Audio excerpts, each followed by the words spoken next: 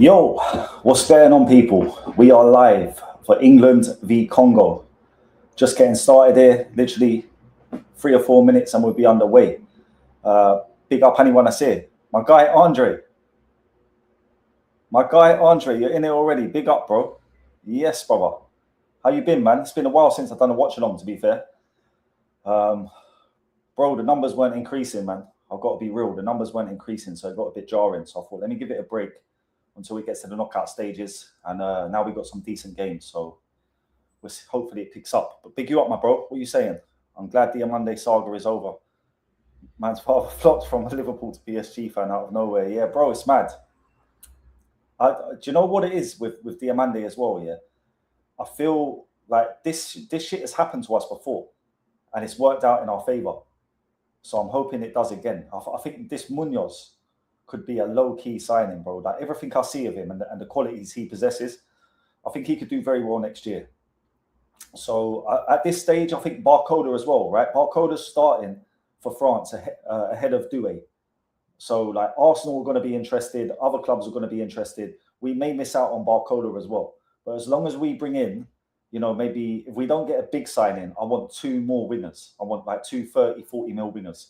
Bring 2 of those guys in and I'll be happy, bro, as long as they're of a decent quality, young with potential. Do you know what I'm saying? Yeah, bro, if Arsenal get Barcola, it is over. Well, it's not over. Do you know what I'm saying? People said it was over when we signed Wirtz and Isaac last year. But if they get Barcola, I think he's the missing piece in their puzzle because they're weakest on the left wing for me, Martinelli and Trossard. If you put fucking Barcola on the left for Arsenal, it's fucking peak, bro. I think he'll make Gyökeres look a lot better as well. He'll get a lot of assists for Gyökeres.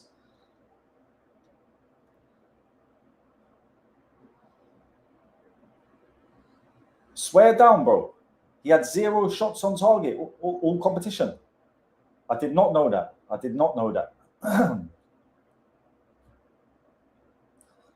Like I said, we could have actually. Do you know what I mean? Like we could have been done a favor there. When I look at it, right, like he's explosively dangerous, but Barcola is a technically better footballer. Like, I'll be honest, at this stage now, where I'm at, if we could get Barcola and Jared Bowen, I'd be fucking more than happy. That means we'd have Jared Bowen, Barcola, Rio Wengamoa, and Munoz as our winners. Then we'd also have Wirtz and the likes of Dominic Szoboszlai and maybe Harvey Elliott, who can play in the 10 as well. So we'd be covered. We'd have Isaac. I'd bring in Nunes as well, bro. I'd bring in Nunes to play back up to Isaac until Hugo gets fit. I'd bring in those wingers that I just said, and I think we're complete. All we need to do then is bring in a number 6. And I think that's it done. That's all we need. Yeah, bro, we're literally about to get started. England need a good performance here. I always make a prediction before the match, so I'm going to be positive for England today. I'm going to say England 3-0. This Congo side is good, but like on paper, England should be better than them. Do you know what I mean?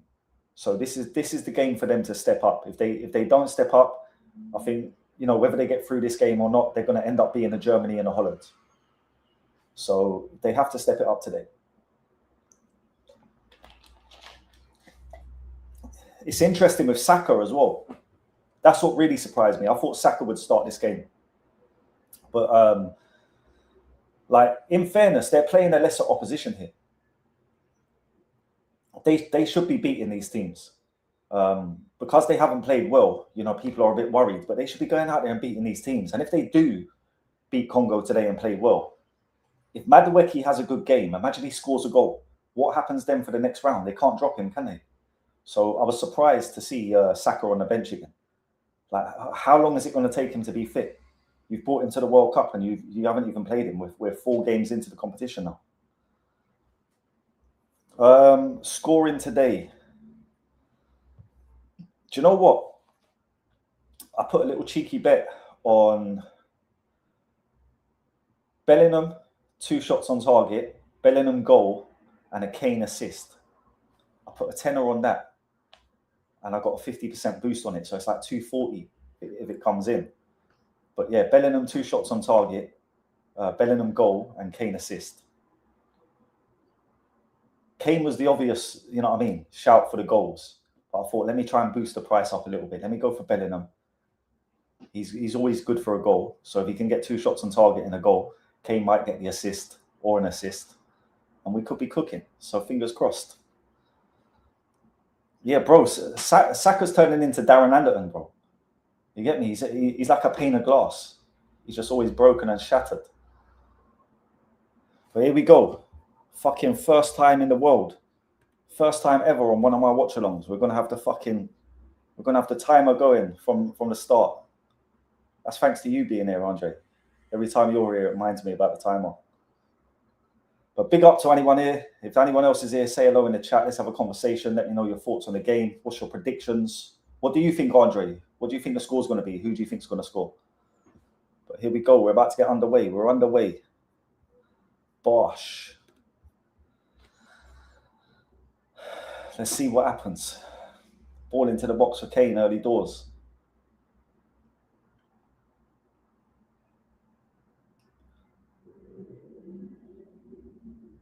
Jed Spence on the right as well. I like that. I'm not going to lie, because he's got pace. He's willing to get forward as well. Look, he's on the ball now. Good ball by Jed Spence into Rice. Rice is too slow. I think that ran out of play. Yeah, it did. But yeah, man, they should be on the front foot here. Like, in my opinion, they've got to go out on the front foot, try and get an early goal, and just overpower Congo and put them to bed as early as possible. That should be the mentality. All this safe football doesn't work. We're in knockout tournament now. We're in a knockout stage of the tournament. You've got to go and fucking put teams to bed. It's like a boxing match, really, isn't it? Like, you know what I mean? Boxers don't get paid overtime. Go and put your man to bed, get him out of there. It's the same kind of thing with football. You know, once you go 2-3-0 up in a game, you can control it. The game's done. Bro, Spurs are moving crazy, bro. But do you know the thing that, bro, you should do YouTube, you know. You should create a YouTube channel. If you ever want to do YouTube, you can come on a stream with me anytime. We can talk football because you know your stuff, man. But, yeah, bro, Spurs, why are they signing all these midfielders, bro? They've just got Fernandes, and there's talk of them getting Tonali. 100 mil bid for Tonali, apparently. Or 90 mil bid, whatever it was. But they signed fucking what's the German guy? Is it Palhinha from Bayern Munich? They signed Conor Gallagher. They've already got fucking Bergvall, Archie Gray. Why are they signing all these centre midfielders? The Zerbi must not rate one single midfielder in that whole fucking squad, bro. He must have looked at them and went, "Ugh, the fuck is this? Archie Gray, Bergvall, Papasar." They've got bare midfielders, bro. I'm telling you, bare centre mids. Yeah, bro. Anytime you want, bro, hit me up. Honestly, I don't know if you follow me on Instagram or Twitter or anywhere like that, but follow me and fucking DM me on there, bro. Anytime you want to come on, like next season, I'm going to be doing like 3 streams a week, at least 3 streams a week, talking about Liverpool and you know what I mean, what's going on. Then I'm going to be doing live watch-alongs to the games and fucking post-match videos, all that kind of shit. But when I'm doing the streams, if you ever want to come on, you're always welcome, bro.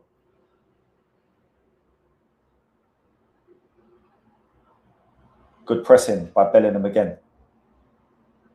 It seems mad now that people were questioning Bellingham being in the team.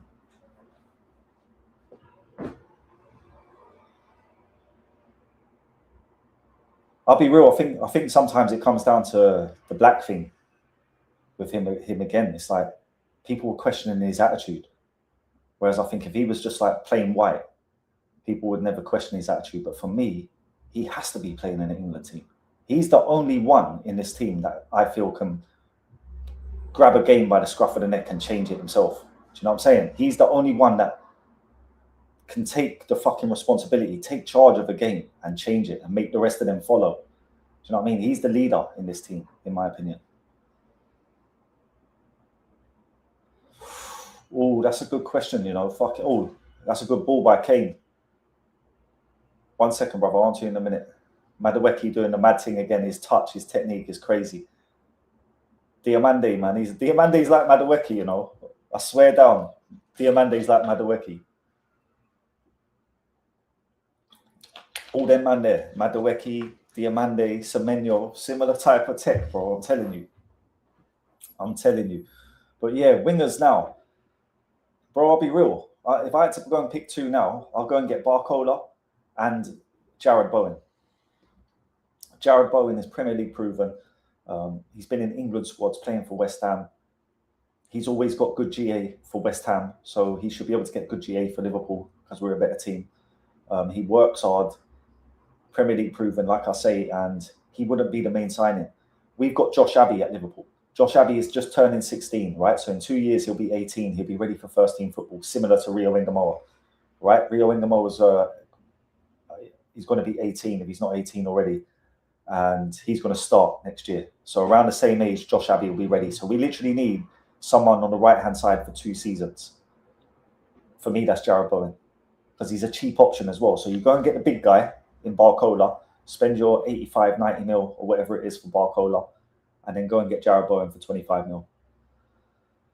And then that way there, we've got plenty of cover. We've got Jared Bowen, Barcola, Munoz, and Rio Ingamoa. And we've still got Cody Gakpo as well. So we've got plenty of cover. Other than that, I'll be honest, I do like the guy at Barcelona, Rooney Bardry. Nice play by Congo, this, keeping the ball well. Nice little intricate passing. I do like Rooney Bardry at Barcelona. I think he could be a good option to explore. I think he's probably gettable. Barcelona have just signed Anthony Gordon. They've obviously got Yamal. They've got Rafinha. They've got lots of youngsters coming through the academy and that as well. So I think he could be, we could test him.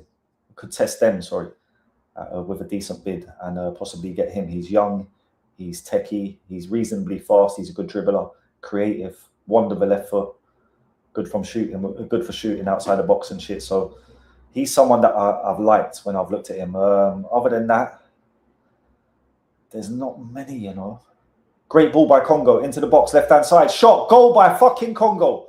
Oh my days.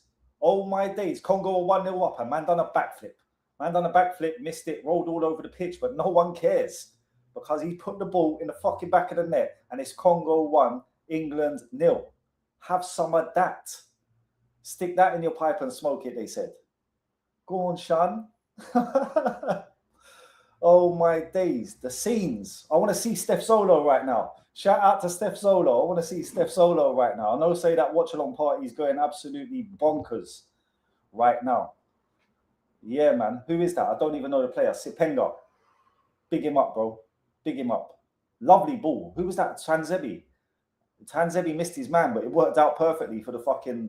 For it's either the left back or the left winger. I think it's the left winger. Great touch. Great finish. Two touches. Do you know what I'm saying? Out of his feet and in the back of the net. Bottom corner. Pickford beat on his near side. Pickford beat on his near post. He gets a hand to it, but he can't keep it out.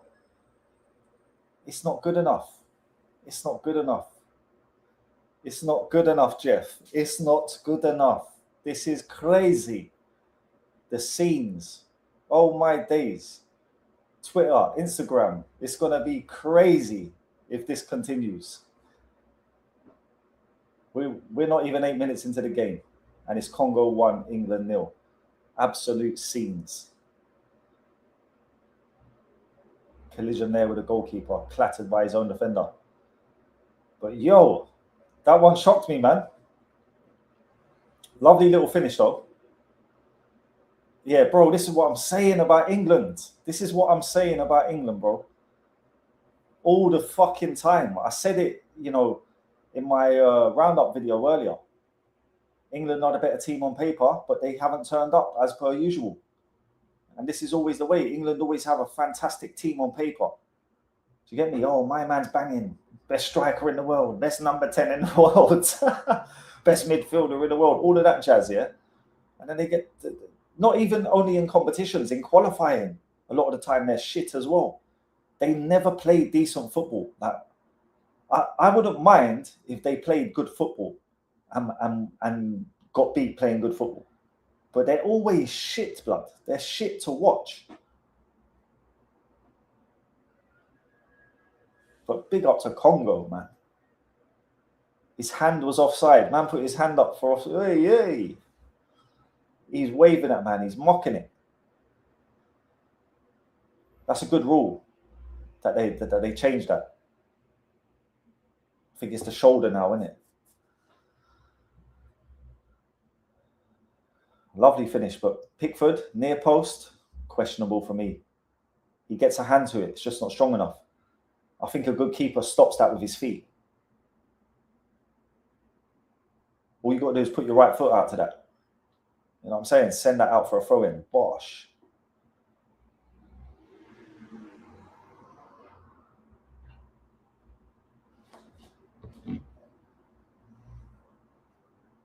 Yeah, bro, I can imagine these Congo parties are going crazy right now. No doubt. Where's my man playing? It's left wing, isn't it? Yeah. Left wing. Sepenga. After 7 minutes, you know, crazy work.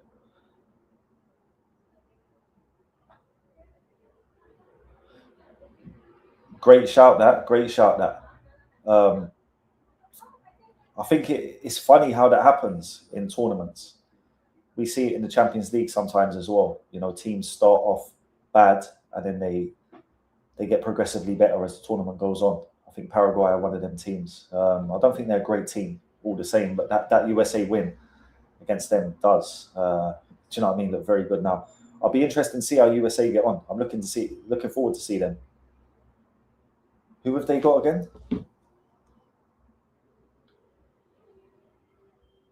Bosnia. So, do you know what I'm saying? I think that's a gimme game for them as well. The way that USA have been playing, I think they should beat Bosnia.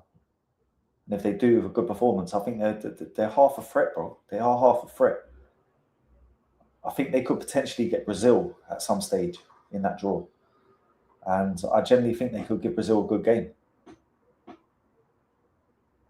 I haven't been super impressed with Brazil. I think Casemiro is he's just lacking in the midfield. He's lacking the legs. Age has got to him. Like, there'll always be great players to a certain extent. Like, he's a danger in the box, but he wasn't having a great game before he got that header, and he picked up a yellow card as well. So I think Brazil can be got at, and USA are a good team, man. That'd be a good tie if it comes about.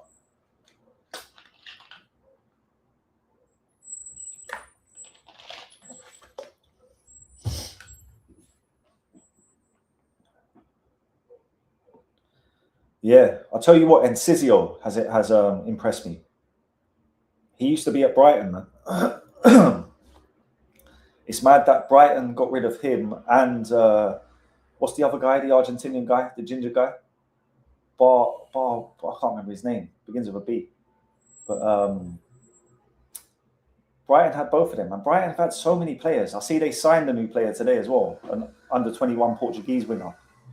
Like, anytime Brighton sign someone, it's worth looking at him. Do you know what I mean? Their recruitment is crazy. Yeah, Vuskovic as well. Bro, I think that's an excellent deal.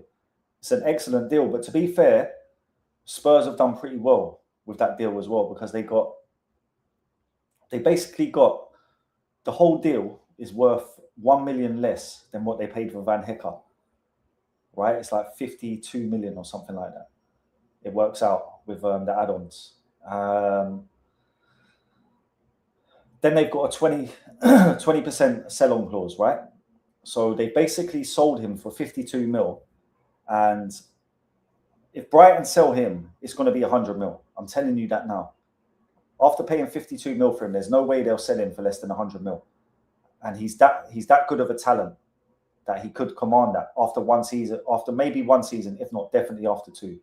So if they sell him for 100 mil, that means Spurs get another fucking 20 mil on top of that. So they've actually got 72 mil for the deal. So I think it's a good deal for Spurs, but a great deal for Brighton as well. He's potentially one of the best centre-backs in the world in 2 or 3 years.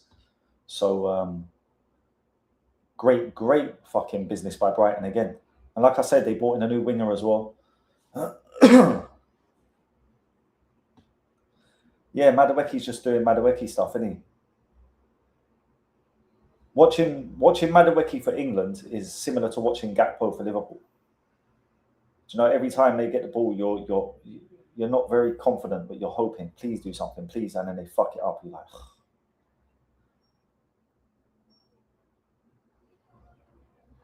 He's had a good World Cup, Gakpo, to be fair.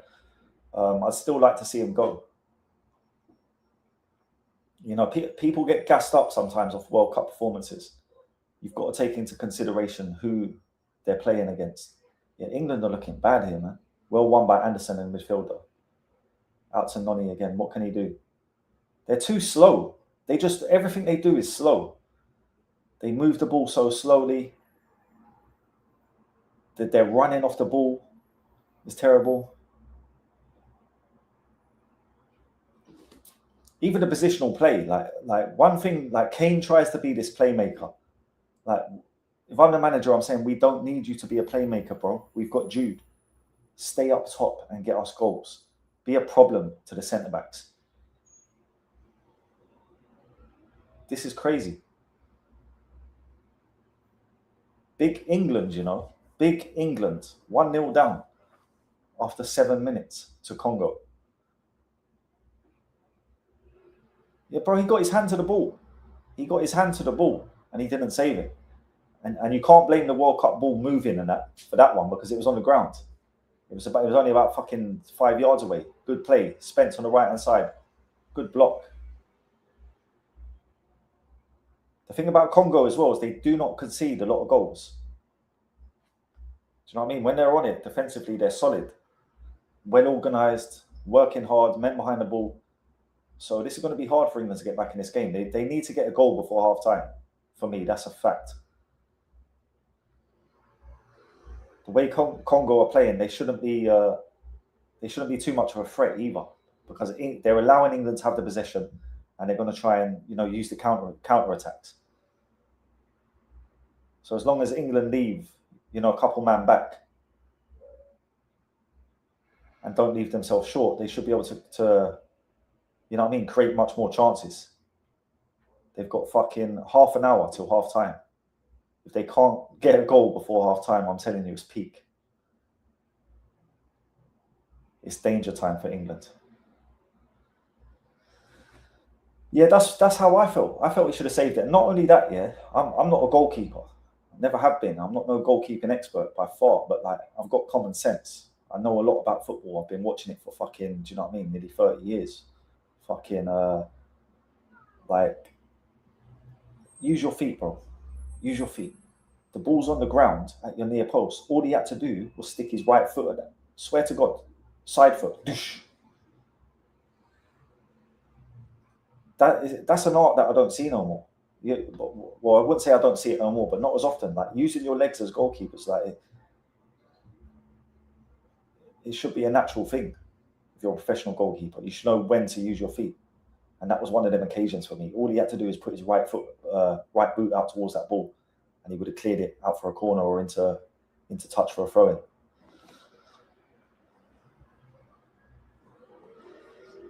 It's because they play direct. There's one thing I like about the African teams. They're not really possession teams. They don't try to play side to side and wait for this special chance to open you up. They just go for it. They keep football simple. Get the ball to the wide men. Let the wide men attack the fullbacks. Get the balls into the box. Shots on goal. Look, England look a mess at the back. Jed Spence talking about his penitentiary. He's moving mad out there. Where's the penitentiary today, bruv? Man's giving you a hard time out on that left-hand side. Furthermore, where was you for the goal? That's your man. Harry Kane back there. Oh, no, it's Elliot Anderson. Oh, my days. Jed Spence giving it away again. He's having a shocker. Man's talking about the penitentiary. That's what I mean. All that talk, bro. Failing to shake Thomas Partey's hand and that. Oh, Bellingham. Yellows. Yellow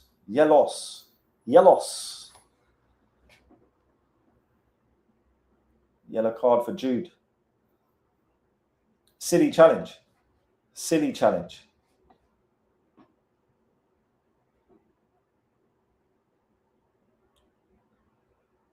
But he seems like the only one that cares. Like he's looking at this and it's making him mad. Do you know what I'm saying? and he's actually trying to do something about it. But that's a bad challenge. You deserve a yellow card for that. But like, do you know what I'm saying? That fight, he's the only one that seems to have that. Ball into the box. Wisa goes down like a sack of spuds for no reason. Stupid that. You know what I'm saying? You had a chance to compete for the ball, bro. You just fallen over. Konza did have hold of him, but it wasn't enough for a pen, bro. You just got to fucking wrestle him back.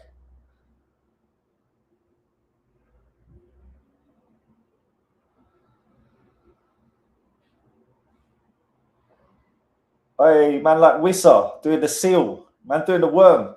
Wissa doing the worm on the floor, trying to head the ball on the ground. What am I watching, bro? What did I just see, bro? Man's doing the worm in the middle of the World Cup. What's going on? Did you see that, bro? Tell me that you've seen that, please. Wissa moving like prime John Terry. Yeah, Bellingham's getting upset, man. Can see he's swearing and shouting.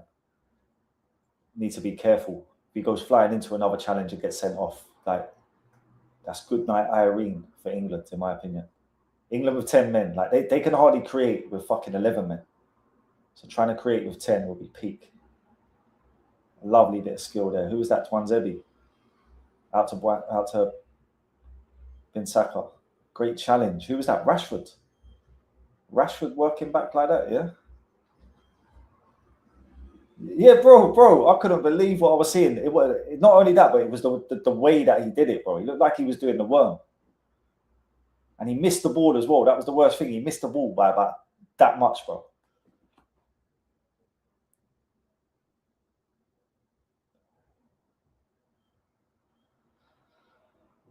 Yeah, you can see the frustration from England. Saka definitely has to come on at half time. Got to turn on that, right, Jude? That's your time to go, bro. You got to do something. That's a terrible ball. Terrible ball.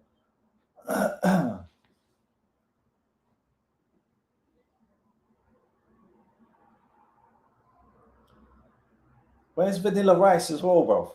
Man, like Vanilla Rice. Where is he, bro? What has he done this World Cup?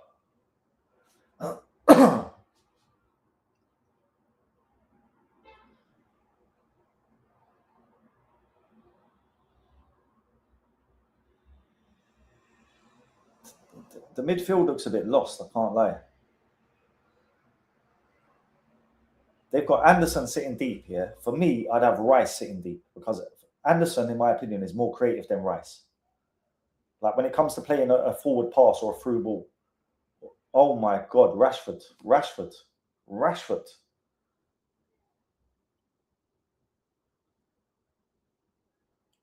bro. Did you see that touch or non-touch by Rashford?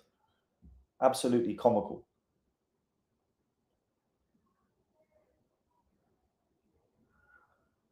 Do you know what? Any man that has been talking bad about African football, hang your head in shame. Hang your head in shame, bro. England are getting moved to by Congo.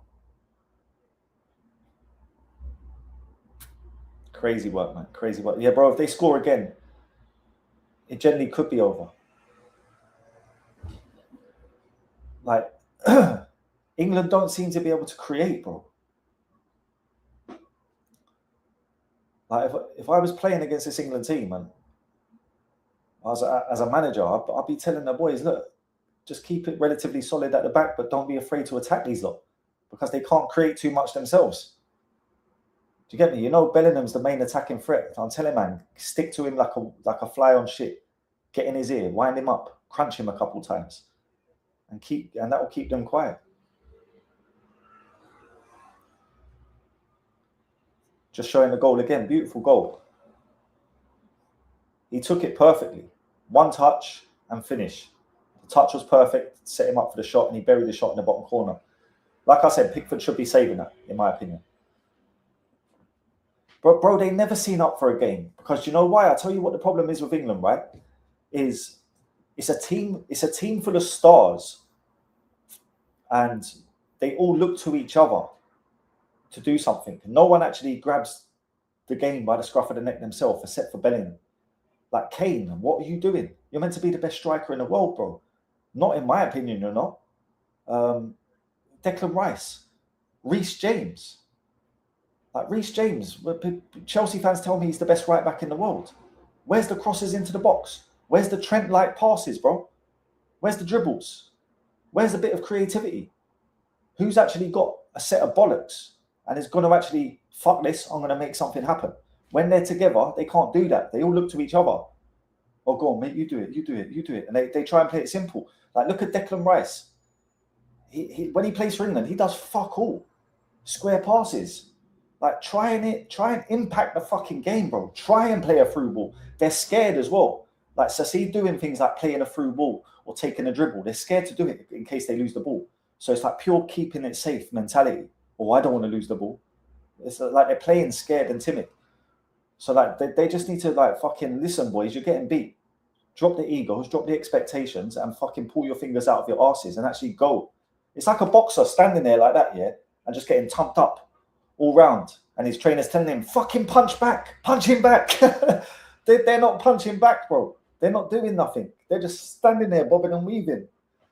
Do you know what I mean? There's no attack. Let's see if that changes.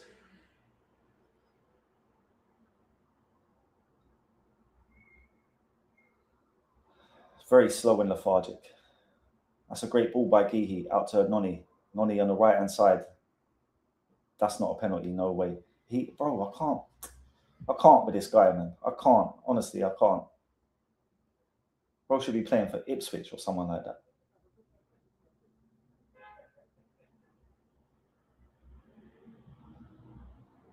Yeah, bro, that's what it's like. And it's funny how that spirit transcends. So, like, see that Mexican, South American spirit that the boxers have. The football teams have it as well. All of them. Paraguay, Colombia, Mexico, even though Mexico are not South American, but technically they are like a Latin, you know, similar. They got that similar fucking Latin spirit, bro.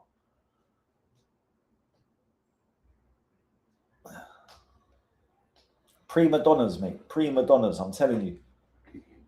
Superstars in your own head, but not in Congo's head.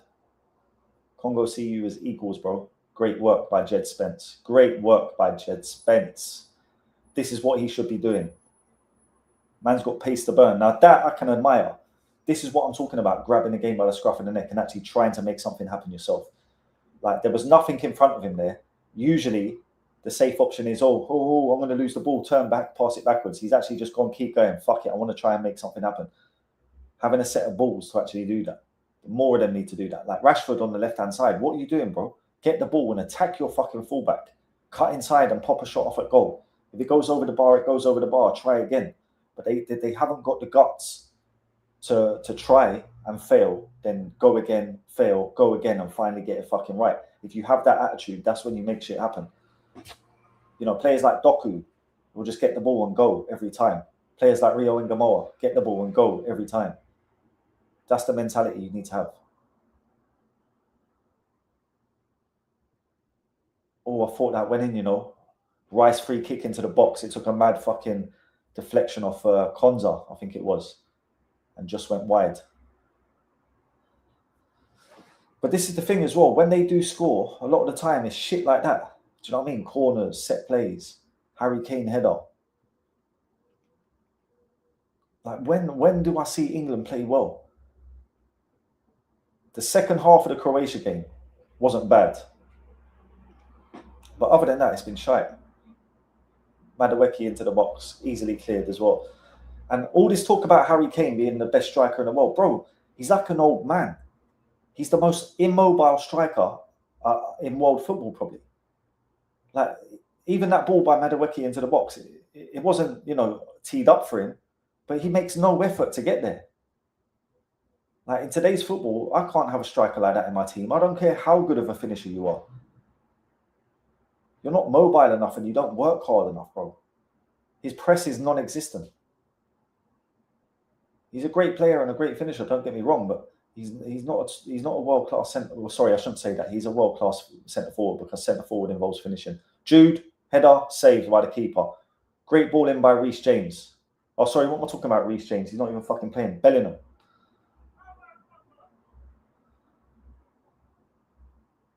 Or Elliot Anderson even. Fucking hell, third time lucky. But free header for Bellingham. He should have done better with that. At least he got it on target. But England they're waking up a bit now, it seems.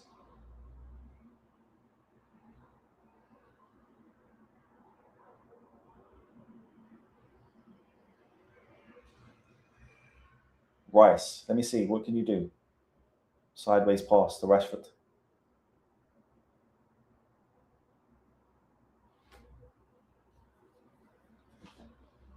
And that's what it is for me. Like, when you get your ball out to your wide men, they should be doing shit, bro.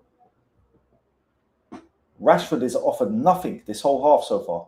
And he's in down the left-hand side here. Nice pass by Elliot again. He runs it out of fucking play. Like, this is what I'm saying. The wingers, bro, they've been absolutely fucking terrible. It was Rice with the ball for Bellingham. Fucking hell. Fourth time. Lucky. Great ball by Rice, to be fair. And this is like just more of that, bro. Balls into the box. Dribbles. Attempts. Like, try something. Yeah, bro. Honestly, I would have loved him at Liverpool. You know, he would have been so perfect at Liverpool.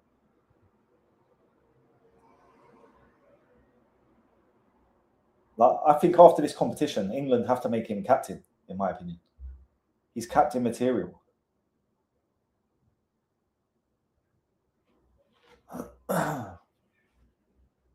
He needs to be careful in this game though, because he's got a yellow card.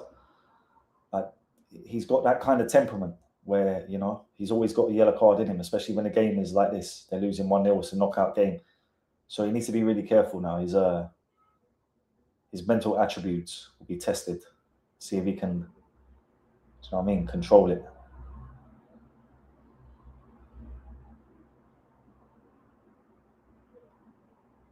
Congo are playing well. They're trying to keep the ball for as long as possible. Literally just...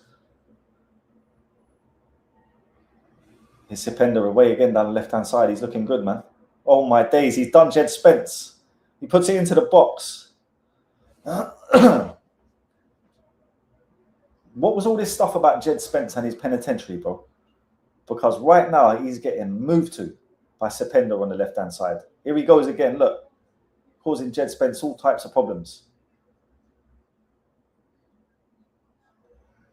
All sorts of problems.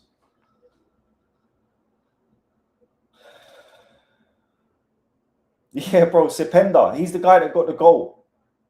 He scored the goal as well. Wonderful goal. Who does he play for? Let's check it out. I know, say his club is seeing money signs right now. His club is seeing pound signs right now. Can expect someone bidding for him, depending on who he plays for. He plays for Almeria in Spain, but he's 28 years old though, so it's one of them ones, isn't it? But yeah, he's doing well, bro. Jed Spence is making him look fucking amazing. Jed Spence is making him look like Vinny Jr.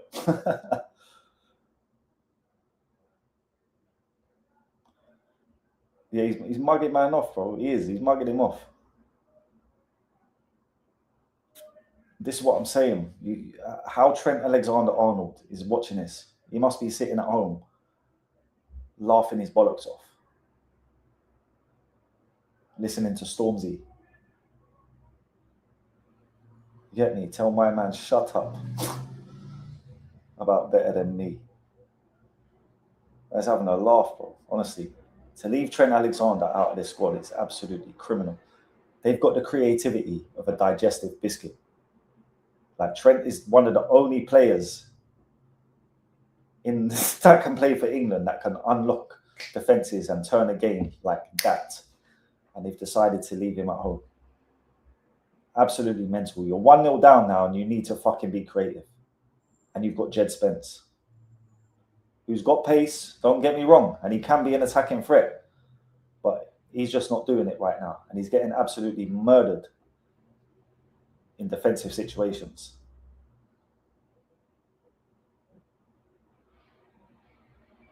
Left winger's having him on toast right now. And supposedly he was bought for his defensive qualities, which is mad. Penitentiary and that. Crazy.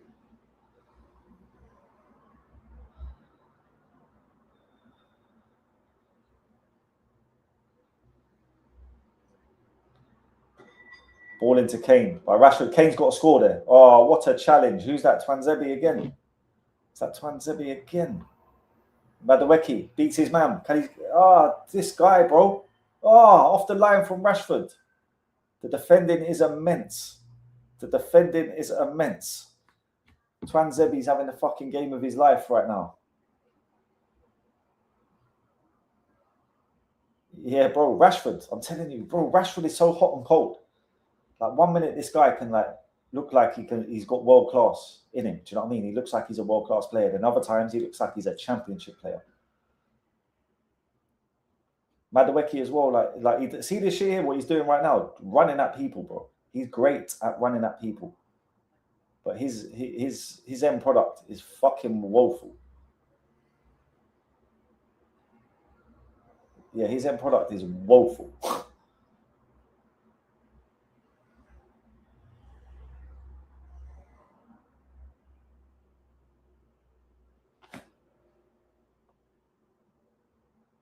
Again, he's passing and shit as well. He just tried to play a through ball to Jude. And it's just like lacking technique, bro. Like simple fucking passes. Like this is the big England national team, if I'm correct.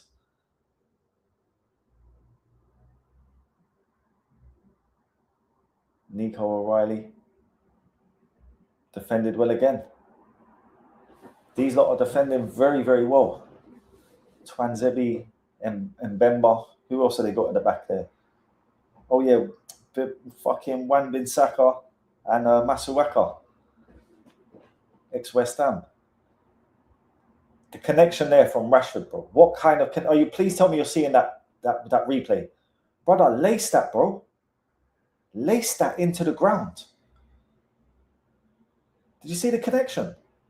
Bro tried to side foot it, scuffed it. Madueke again. I thought that was a foul, to be fair. But that's the best thing that's his best quality, running with the ball. Jed Spence is isolated again. Sependa v Spence. He cuts inside. If I'm Congo, I'm just getting the ball out to the left. Get the ball out to my man as quickly as possible and let him cook Jed Spence. That's the pattern.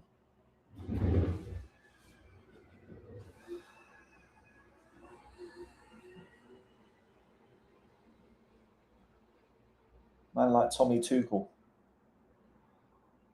Tommy Two Dogs. Fucking hell.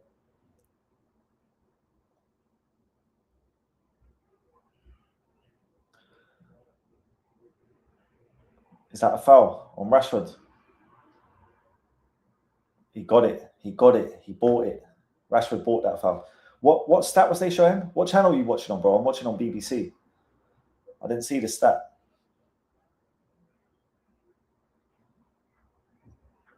Yeah, just about a foul, I'd say. 50-50 won that. But this is what I'm saying again, like all of their chances, where they look most dangerous is from set plays, corners and free kicks, or penalties even.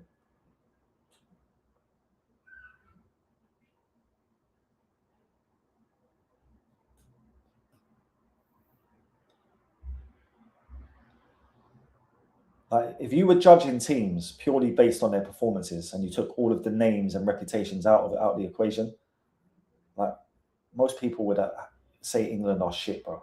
I'll be honest.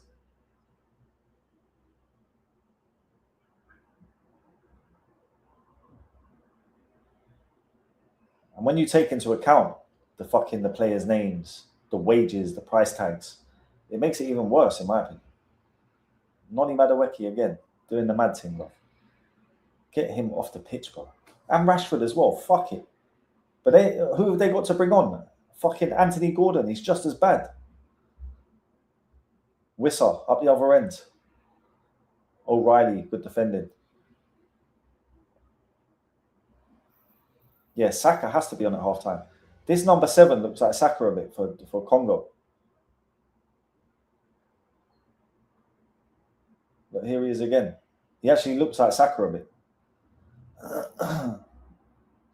And he's won a corner. Oi, oi, oi. 40th minute. If Congo were to score now, Jesus. It's dark times.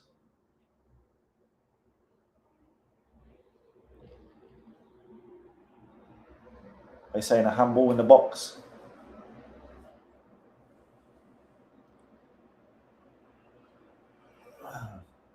Yeah, not for me. Not for me.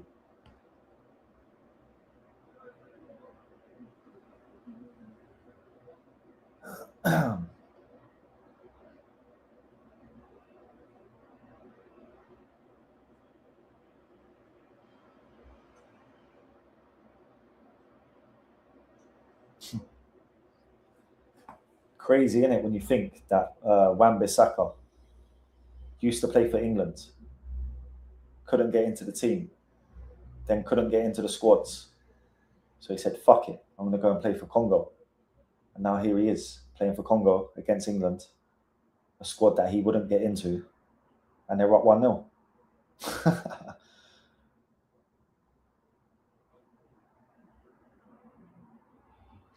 Yeah, bro, fucking hell, blood. They look poor, man. They look poor. They look poor. And I said it in my fucking preview video, in my World Cup roundup video today. I say Congo will be looking at this England team saying they're feeble and we can get at them. And they've done just that. Jed Spence down the right-hand side. Twanzebe again. Twanzebe again. He's only fucking won a goal kick as well. How old is my man now? I remember him when he was at Man United. He made his Man United debut and people were thinking, yeah, this is going to be the next big thing. He's another one that changes allegiance from England to Congo. He was a star boy for England under 21s. I'm not sure if he played for the fucking for the full squad. Yeah, bro, it's peak. That's what I'm saying. How you're leaving? Excuse me. How you're leaving Cole Palmer and Trent Alexander? Oh my days! Oh my fucking days! Wissa has just hit the post. Oh my days! That was it. You know, that was fucking it. England, count yourself lucky. England, count yourself fucking lucky. The man I was just talking about, Wan-Bissaka, it takes a deflection off of fucking Nico O'Reilly. Oh my God, how has he missed that? Wissa, you absolute fucking space cadet. What has he done there, bro? That should be 2-0 Congo. Brother, he's shit anyway. I said it when he was at Brentford. I can't believe Newcastle paid 50 mil for him. Oh, that is a fantastic ball. Kane's won a penalty. Kane just bought a penalty. Kane has just bought... Oh, the ref said dive. Swear down. The ref said dive. I can't believe it. But he did. He bought the penalty. I've seen it with my own fucking 2 eyes. VAR is probably going to give this. If that's a dive, he's got to give Harry Kane a yellow card. Oh, I want to turn the volume up, man. Great pass by Bellingham. He knew exactly what he was doing. He was trying to win a pen. He wasn't trying to go around the keeper. He was trying to win a pen. You can see as soon as he touched that ball, look at the posture of his body. He leaves his legs dangling and he's straight. He's standing straight. He falls straight and shit. So I mean, body fully extended. Oh my days, big up the ref. Harry Kane looking in the sky for VAR. But VAR said, no, not today. I can't hear the volume, so I don't know what's going on. But I'm surprised VAR is not looking at this. VAR check, possible penalty. They're looking at it now. The ref's waving it on. The ref's not having it, you know. The ref's not having the VAR. Check over, no penalty. Have some of that. And you know, say if England win this game, there's the perfect excuse there. Oh, we should have had a penalty. Yeah, this ref's mad. He's letting everything go. Man just got clattered in the middle of the park. Yeah, bro, this ref is not having a bar. I liking his style. He told me, oh, fuck off on that as well. He said, nah, that's not a penalty, bro. Shut up. I like it, bro. Old school reffing. That's what we need. But I'll be real. Like, would I give that? I don't know. It's a tough one. But I don't like when players do that shit. You've seen the keeper come in and you've tried to buy a penalty. Like, my ethos is play the game fucking naturally, yeah? And if he catches you, he catches you. When you're going out of your way to buy the penalty, I can understand that decision by the ref, 100%. Declan Rice, left-hand side, he's done well. Back out to Rashford doing the mad thing on the edge of the box and he loses it, bro. So I'm saying England's wingers are shit. How are you leaving Cole Palmer at home, bro? Cole is the one guy that can pick that ball up on the right-hand side and he might give it to him 5 or 6 times. He might be shit the first, few times you give it to him, but then out of nowhere, he'll make something happen. Do you know what I mean? He'll either score or put one on a plate for Harry Kane. The fact that you've got no creativity in your team and you've left out Cole Palmer is ridiculous to me.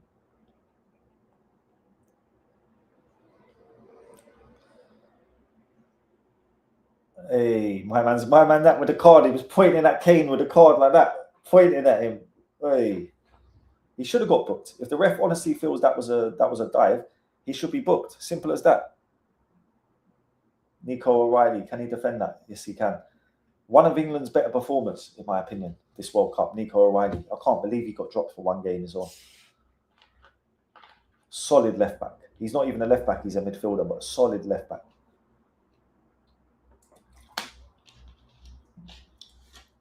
Gets forward as well, is a threat in the box. But I like him a lot. And I feel they've got 2 great left backs. Lewis Hall as well. Why is Lewis Hall not in this squad? Man played Jed Spence left back in that when you've got Lewis Hall. It makes absolutely no sense. Look, Nico O'Reilly getting forward now. Wins a throw in the corner. But yeah, Lewis Hall not in this squad, absolute joke. Trent Alexander not in this squad, absolute joke. Cole Palmer not in this squad, absolute joke. Ball into the box. Oh my days, who was that? Bellingham. Header by Bellingham. Good ball by Noni. Bellingham gets a header on goal and great save by the keeper. Great save by the keeper. So what's that? That's Bellingham 2 shots on goal now. I need him to get that goal, bro. A Kane assist. England better fucking come out in the second half and win my bet, bro. If not, fuck them. Great save by the keeper. Jude probably should have done better. So that's 2 headed opportunities England have had and not converted. That's a fantastic ball. Who was that? That was Sependa. Again, this Sependa looks a baller, He got the ball from the left, cut inside and played a reverse pass.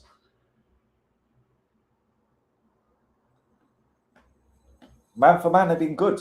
Twanzebe has been amazing at the back. Mbemba has been good at the back. Wan-Bissaka has been his usual self. The keeper's made a couple of decent saves. Sependa has been the man of the match so far.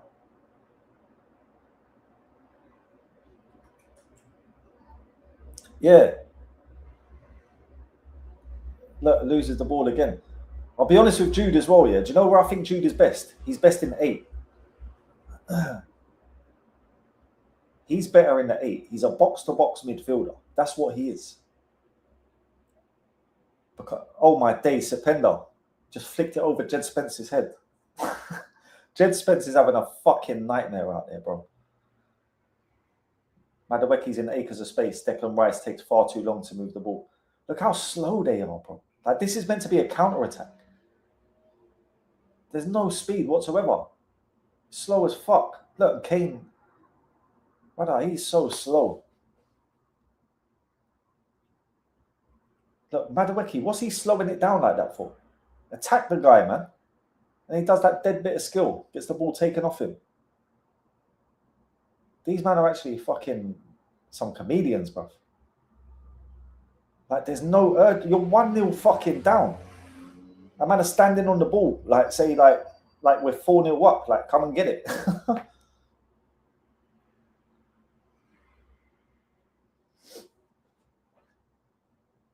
It's bro, it's absolutely pathetic. Do you know what? For me, it's so simple as well. What these players need is they need an arsey motherfucker like me in charge of them to tell them straight. They do not need a foreign manager. That's one thing they do not need. They need someone. They need a proper fucking English geezer, really and truly. Someone that's passionate about fucking England and understands an ex-pro who's a bit of a madman, who knows what it means to wear the badge of your country. Because these lot look like they don't give a shit, bro. I'll be honest. Like, you see how some countries play, how players play for their countries, and like how Congo are playing now. Like, England just don't have that. Like, Madueke again, bro. Look how slow he is, bro. Attack the fucking fullback, big man. All this cutting back and playing inside is dead.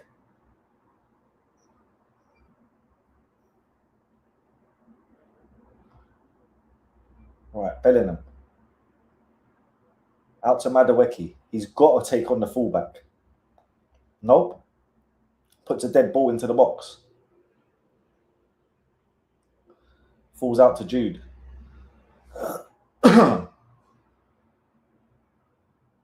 England win a corner. Last minute of the second half. Did I even put the added time on? No, I didn't, but fuck it. Is it even worth putting on now? But yeah, man, same old England. Same old England, man. Same old England. Atrocious.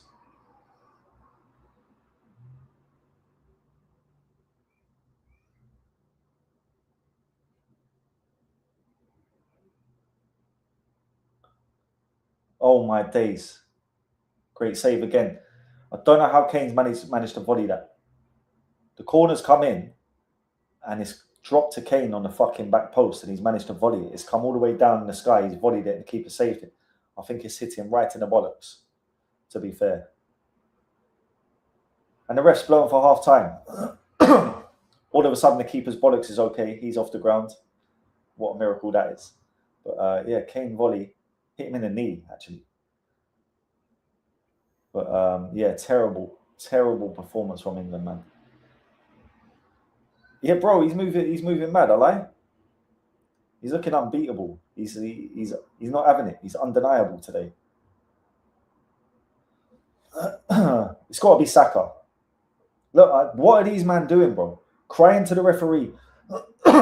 He's made his decision, and he's not going to change it now, is he? So Kane crying like a fucking wet wipe to the referee.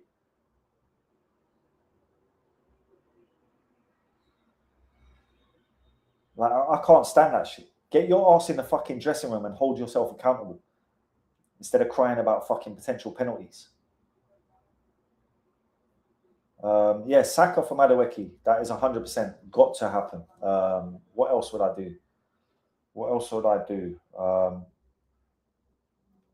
I'd sacrifice one of Anderson or Rice for Morgan Rogers, and I'll play a three-man midfield. So it'd be Rice or Anderson sitting as the mop-up guy, and then you'd have Bellingham and Rogers as two attacking midfielders. Then you'd have Saka on the right-hand side, and I'd leave Rashford on for a little bit because I do think he's better than Gordon. He's got better end product than Gordon, and when you need a goal, you need that end product. So Gordon will come on and be a menace, but I feel Rashford's more of a threat in terms of getting a goal. So I'd leave Rashford on for probably till the 65th minute, see how he's doing. If he doesn't improve, then you'd have to bring on Gordon. But yeah, those are the changes I'd make. I'll be honest as well. I'd consider taking off Kane, not now, but like 65th minute. Just offered nothing for me. He's had opportunities on goal. He had the penalty incident, but like he's just not mobile enough for me. Ollie Watkins will stretch that defence. If you've got that team that I just said, right, Declan Rice or Elliot Anderson holding, then you've got Bellingham, Morgan Rogers, Saka, Rashford, and Ollie Watkins. The amount of fucking chaos and disruption them as a unit will cause, it would be more beneficial for England, in my opinion. Kane's a great finisher, but he's had chances and not finished. Even in the last game against Ghana, he had that chance, right? Or sorry, in the game against Ghana, he had that chance and he blew it over the bar. He's had that volley from the corner here. He had the penalty incident, and there's no goals coming from it. So sometimes when what you're doing is not working, you need to make changes. And this whole fascination with England having, you know, golden players that can't be subbed off, or, oh, he has to play every game. Fuck that, bro. If you're not performing on the pitch in this current game, you can come off, whether your name is Harry Kane, fucking Jude Bellingham, or Sir Golden Bollocks. It makes no odds. So yeah, that's what I would do, bro. I would sacrifice one of Rice or Anderson and bring on Morgan Rogers. I'll bring on Saka for Madueke. And then after 65 minutes, if England are not at least level, I'm bringing on Watkins for Kane and Anthony Gordon for Rashford. And that's about the best of their options, you know. Unfortunately for them. I'm trying to think that they should have bought Rio Ingamore. I'll be real with you. If Rio Ingamore was on the bench, I'm bringing him on for Rashford right now. Right now. Like, he'd be already warmed up. I would have told him to warm up at like 35 minutes. Do your warm up now, kid. You're coming on. But that's what they need. They need someone like Rio Ingamore. Or even a Musiala. Like, to think that, you know, England could have actually had Musiala and Elise. Those are just the type of players that they need. Because, see, if Musiala was on that pitch, I know his end product isn't the best sometimes as well, but when he's on it, he's fucking on it. And he always gives you 110%, and he tries to be creative. He attacks, he dribbles, he takes on defenders. You know what I mean? He makes shit happen, and that's what England are lacking. And like Elise, the creativity of Elise, if they had Elise, they probably would be winning this game. Because, you know, as much as Kane is not mobile and he's not causing enough chaos up top, he is a finisher. And Elise is one of those guys that would create chances for Kane. But Rashford and Madueke, bro, fuck me. Oof. USA have got better strike force than that. Do you know what I'm saying? Pulisic, Tillman, McKennie, and them, man. Get me? Balogun. That's a better attack, bro, I'm telling you. So, yeah, absolutely fucking dreadful for England, bro. Let me stop this timer. Fuck yeah, no. Absolutely woeful. Would help if I change the score as well. Bosh. Congo, 1-0 up. Crazy in the dunya. I'm not sure, bro. It depends on the changes, whether they can make a comeback. It all depends on the changes for me. Like, I'd imagine he'll be pressured into making changes right now. Right? They're 1-0 down. They've got 45 minutes left to fucking win this game. So because they've been so bad, I think he'll definitely make changes. It's what changes is he going to make? He might do something mad. Do you know what I mean? He might try playing two up top, bringing on Tony to play up top with Kane, which will make them even more immobile. Like, if you're going to do that, then you've got to play long balls into the box. That's the only way you're going to fucking, you know what I mean, utilize those two big men up top. But it depends what he does. Like, I've said what I would do. I would sacrifice one of Anderson or Rice, let one of them sit, and then bring on Morgan Rogers and play two attacking midfielders in Rogers and Bellingham. Saka on the right-hand side for Madueke, and then later on in the game, Gordon for Rashford, Watkins for Kane. Let me see this again. Yeah, no, bro, it's not a penalty, bro. It's not a fucking penalty. He's left his fucking feet dangling. You should have hurdled him, bro. You should have fucking hurdled him. And the worst thing was the touch was bad as well. You weren't getting to the touch. You've literally just tried to win a penalty. If you had actually tried to hurdle him and fucking, you know, had a touch and fucking went down, you probably would have got the pen, bro. But the fact you was actually your intention was to cheat. Well, not to cheat, but basically is, in it, in a sense. You're cheating. You're trying to get a penalty. I don't feel footballers should ever be trying to get a penalty. You should be trying to fucking score, and if a penalty happens in the process, then it's a penalty. But when man's trying to get a penalty, I'm not with it. I'm not with it. Well done, the referee. That's all I can say on that one. And the way he was firm about it as well. So I'm saying he come across like he was telling VAR to fuck off as well. Let me hear this man, see what he's got to say. Still have 45 minutes to play. Obviously, to concede an early goal to a team. Still have 45 minutes to play. It's never a good thing. Well, obviously, dickhead. Normally carry you into a state of shock. But actually, I think it's something that's released our guys. It's took the handbrake off. From there, we played a high-level game. We've created many. You're getting locked off for that. Did man say from there we played a high-level game? Shut the fuck up, man. And that's their biggest problem, bro. That is their biggest fucking problem. They're not real with themselves. They're not realistic, bro. They're not self-aware. They talk this shit. Do you get me? The amount of shit I hear from fucking about England, bro, it's ridiculous. Best team in the world. Best striker in the world. Best fucking number 10 in the world. Man was saying Phil Foden was the best number 10 in the world. Are you fucking kidding me, bro? These men are in fucking Lululand. Telling you, man. On fucking, I don't know what cloud, bro. Cloud 22 or some shit. Yeah, man, I've gone way beyond cloud 9, bro. Absolutely fucking insane. Man's talking about high level, bro. And this is the thing, when you can't be real with yourself, how the fuck are you meant to improve, bro? How are you meant to improve? So what are you going to do? Go into the dressing room and tell them, oh, guys, unlucky about the goal, but ever since then, you've come on strong and you've done really well. Just keep up that intensity and things will come good. Like, no, it won't, bro. No, it fucking won't. I can tell you that for starters. Absolutely mental. But I want to be a football coach, bro. I really fucking do. I'm gonna start doing my badges next year. I am, man. And I know it's late in the day. Do you get me? And I'll probably never reach the top level, but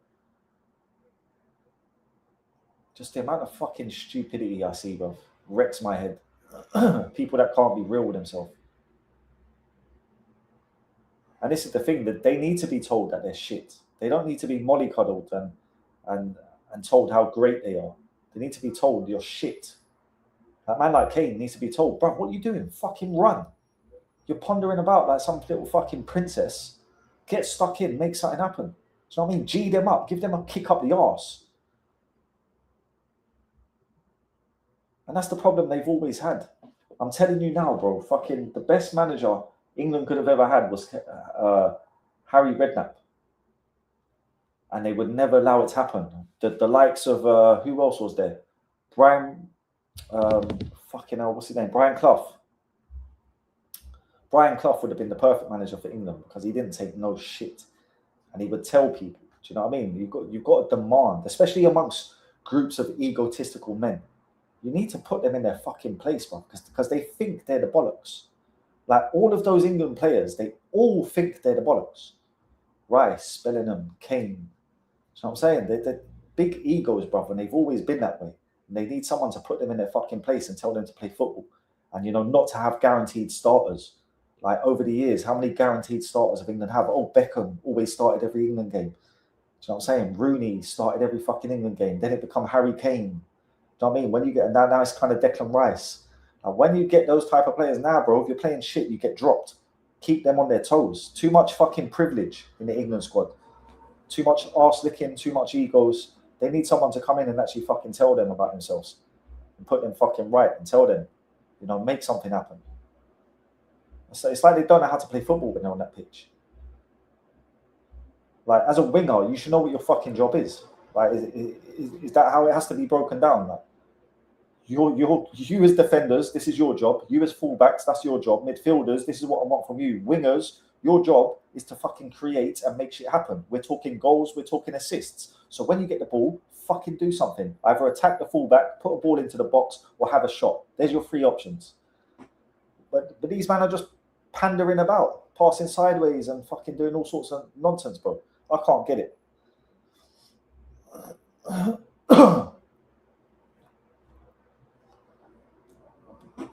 Do you know what the worst thing is, bro? I'll be honest. Like, I can see a world where they come back and scrape this game 2-1. Yeah? And if they do, then the same bullshit just snowballs into the next game. Oh, yeah, well, we weren't great, but, you know, we're still one of the favourites for the competition. This is what I heard someone say the other day. We're still one of the like. How are you favourites, bro? Playing football like that. So they lack self-awareness and just, you know, they're not realistic. They're not true with themselves. From the fans to the media to the team and the managers, like they just live in some fantasy world, and they need to be brought down back to fucking reality, because it's woeful, bro. And when did they ever play good? Like I said, when was the last time? I'll tell you the last time I've seen England play good. Euro 96 under Terry Venables, yeah? And he's a manager, like I was saying. He's like those types, like a Harry Redknapp. Them man were on the plane drinking and shit like that. Venables was letting them have a good time. Do you get me? He built camaraderie, real camaraderie, because he knew how to. Because he was an English man who fucking knew football. And he was a bit of a fucking Del Boy. Do you know what I'm saying? So man respected him. He was a respectable guy to footballers. Not to corporate types, but to a footballer, you would respect a manager like that. And they were balling out at that World Cup. Balling out at that World Cup. Shearer and Sheringham, Gaza, McManaman.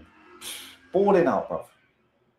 That's the best I've ever seen England play. They walloped Holland 4-1 in one of the group games. One of the best performances I've ever seen by England.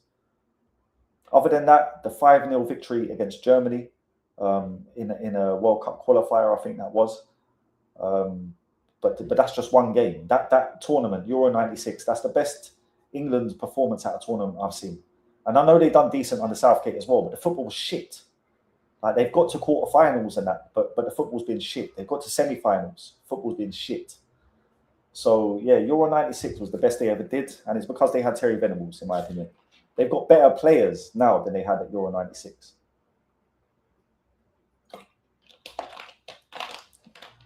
They've left players at home this year that the Euro 96 squad could only dream for. But yeah, look, half-time, second half is kicking off. I'm going to go and have a smoke quickly before it does, because these are stressing me out, man. I need to bun a zoo. Give me 2 minutes.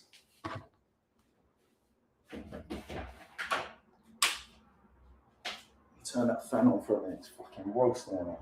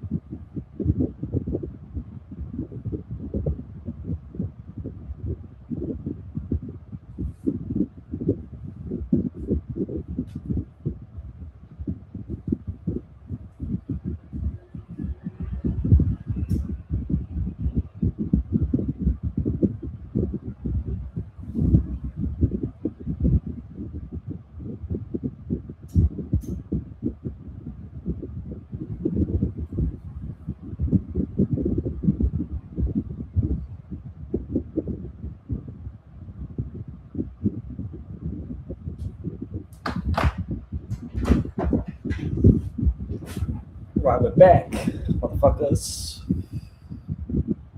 And we are off. Second half is underway. Less than 45 minutes for England to turn this game around. Can they do it? Did they make changes? I haven't seen no fucking subs. Did they make changes? Swear down he didn't make no changes. Am I seeing changes? He hasn't made no changes all my days. Is he having me on, bro? Are you actually having me on? No changes. Wow. No changes, you know. No fucking changes. That is fucking diabolical.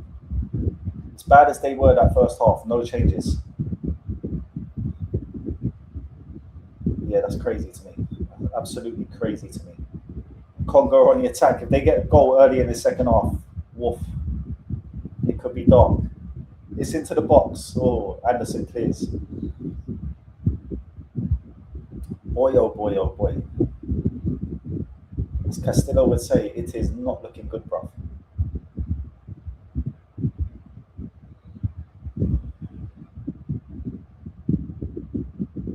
It is not looking good.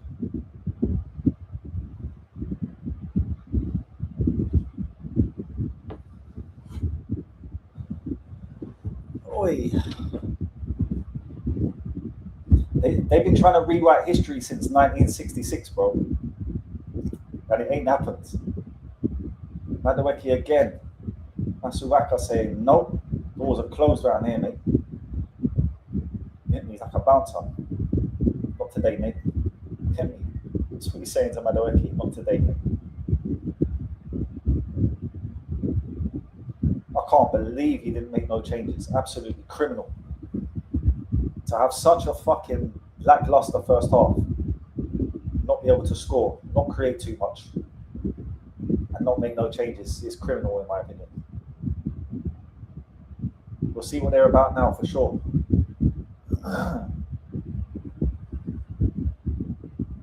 Well done, Anderson. Won the ball back.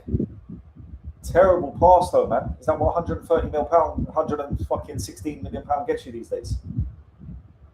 Don't get me wrong, I'll rate him. He's a good player, but that's a bad pass, man. Win the ball back. Fantastic play. And then you play a bad pass, and those are the thin lines. Those are the differences between goals and non-goals. Do you know what I mean?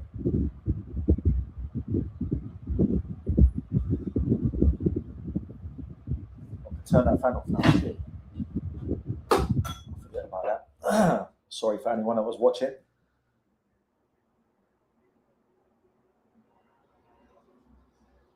Rice, too slow again, bro. Too fucking slow.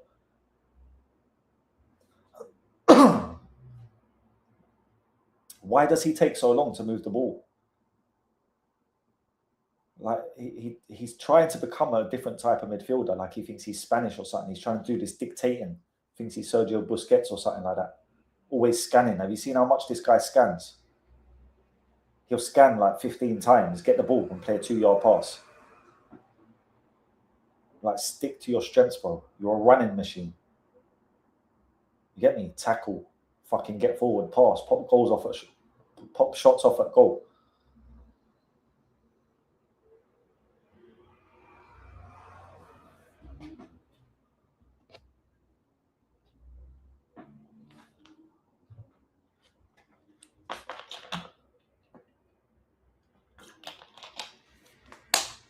Referees need to stop doing this shit at corners as well. Going up to players and telling them not to foul. Let them make the foul. And if they do, then fucking blow the whistle. That's your job, big man. Not to give a prep talk every fucking corner. Telling people, oh, don't touch him and don't. Do you know, they know what to fucking do. They're professional footballers. They play like 40 games a season, bro. You know what I'm saying? They know exactly what to do. Let them take the corner, and if there's a foul, fucking blow the whistle. But is he going to do it again? Look, here he goes again. We've just had a corner. He done the exact same thing. Now he's doing the exact same thing again, going up to the players, telling them, oh, don't hold him. And like, they know what to do. Let them fucking take the corner. And if there's a foul, blow the whistle. Simple as that. And now there's a foul and he blows the whistle.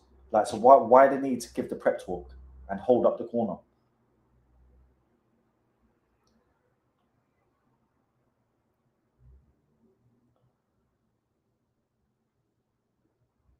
Absolute stupidity. And stupid by Kane as well. Like, I'm sorry, there's no need for it. There's just no need for it. There's no need for it. You do not need to be holding man in the box. Like, if you're a defender, you want to keep a hand on your man to keep him near you. But as an attacker, you don't need to be wrestling man in the box, bro. Just try and win the fucking ball. If the defender fouls you, leave that up to the ref. But as an attacker, you should not be committing fouls in the fucking box. As a defender, you shouldn't as well. But I understand, like I said, the physicality. You need to keep hold of your man, to track him, make sure you don't lose him and shit. They're way down the right-hand side. If he can play this ball, oh, terrible pass. Congo could have been in there, man. England quickly break. Rashford on left-hand side. You've got to go at your man and do something, bro. He's done it. He's done it. and he's put it wide. That's exactly what he needs to do, but we need them product. Man just ghosted past the player and puts it wide.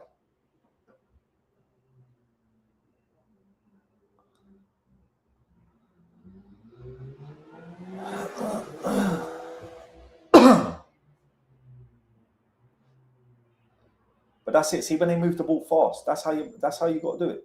You move the ball fast, get it to the winger, let the winger take on the fullback and either put a cross in or get a shot off or goal. Like, that's what they need to be doing. Move the ball quickly. People like Rice, taking like 4 or 5 touches when he could be releasing it first touch or second touch. Move the ball quickly, spread the field out to the wingers. If it's congested one side, move it quickly to the other side. It's not rocket science, but you just need to fucking effectively move the ball quickly, and your wingers actually need to fucking get their head down and go at the fullbacks.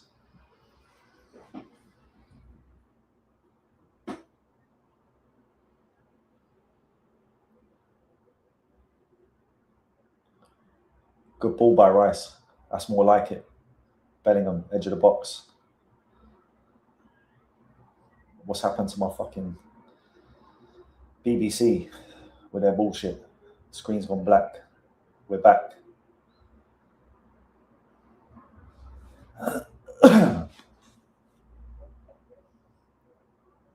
Madueke, right hand side. You've got to beat your man. Too slow again.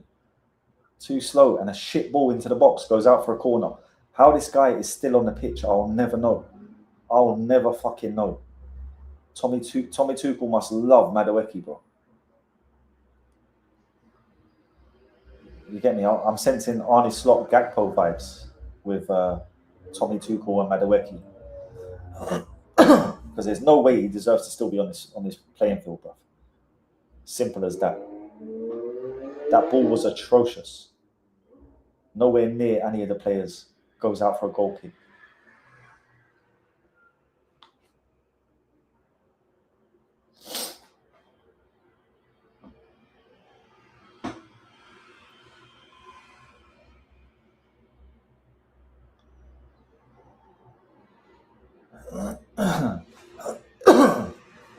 Rashford header over the bar, man. The end product is absolutely terrible. The shooting, the finishing, a lot of the crossing and the end balls is just absolutely terrible.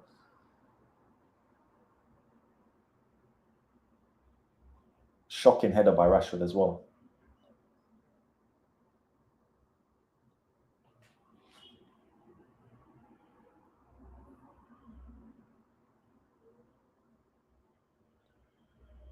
Keeper done well there with that deflected shot from Jude as well.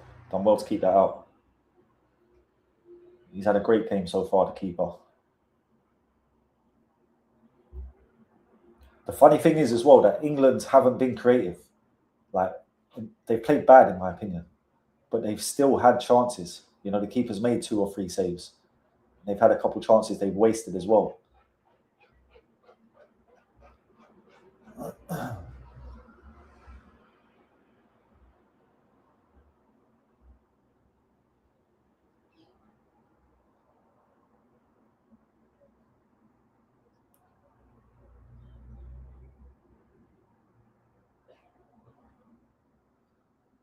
Madueke, man, absolutely terrible. Like, Jed Spence made the run. Madueke's on the outside of him, but he's not making a forward run for Jed Spence to play him in.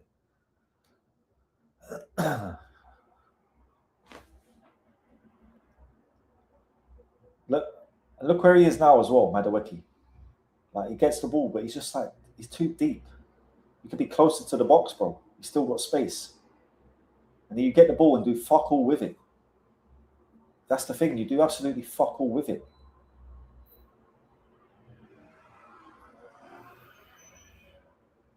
They look terrible, man. They look absolutely terrible.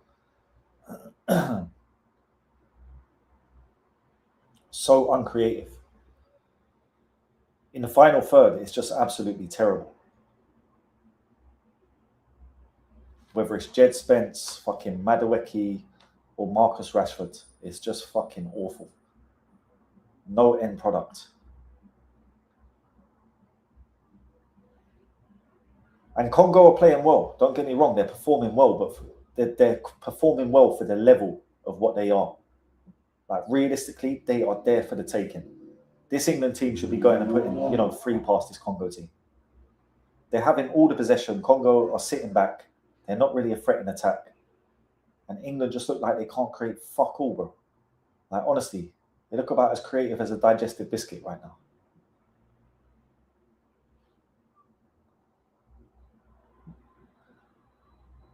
Madueke again. This guy is so jarring.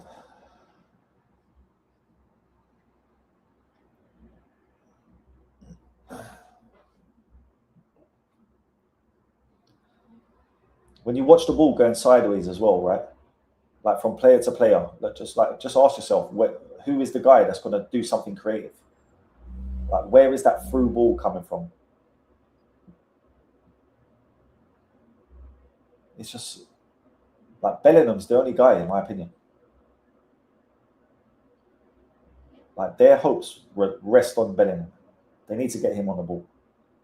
Terrible ball again by Madueke. Like, Madueke has been fucking shocking. How he didn't come off at half time, I'll never know, honestly. Rashford should have put that into the box. And then he puts a left foot ball into the box. He could have put the ball into the box on his right foot. He chose to cut back. He puts a ball into the box on his left foot. It goes over the fucking bar, out for a goal kick. Absolutely fucking woeful. Woeful. Woeful. They're having all the possession as well. Like, Congo are struggling to get out their own half a lot of the time. Do you know what I'm saying? Brother, bro.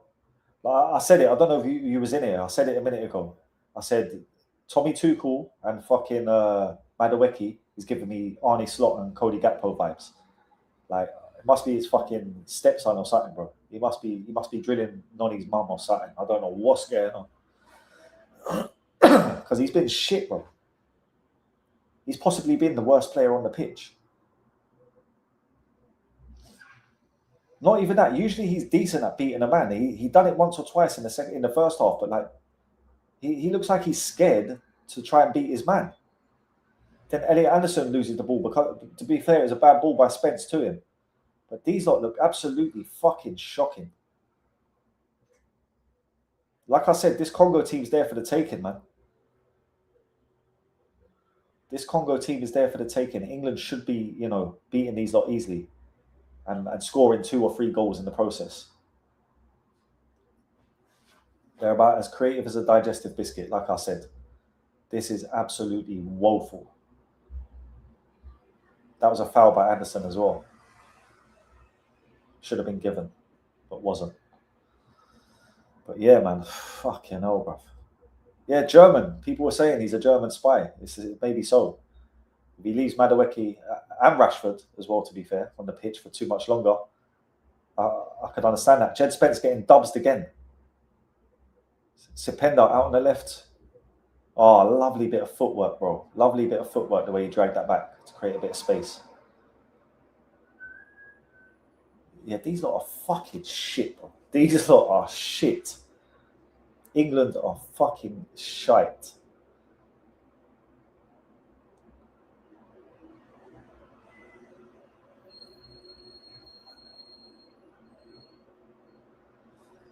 Wow, 60 minutes deep, man.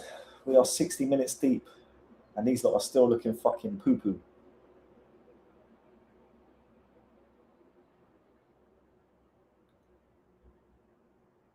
Okay, so we're seeing 2 changes now. Gordon for Rashford. And I'm guessing it's going to be Saka. Yep, Saka for Madueke.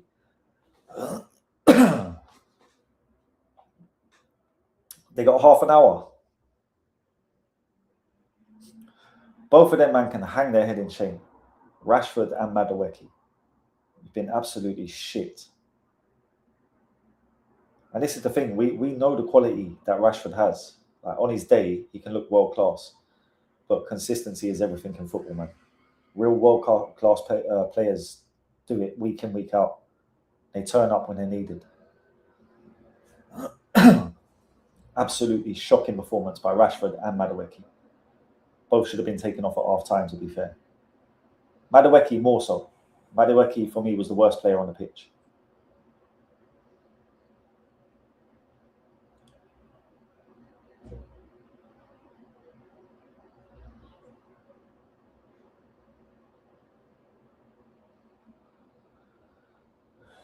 Jed Spencer's had a bit of a mare at right back as well. Here's Sapendo going at him again. Cuts inside him far too easy. Yeah, he's just ghosting past Jed Spence.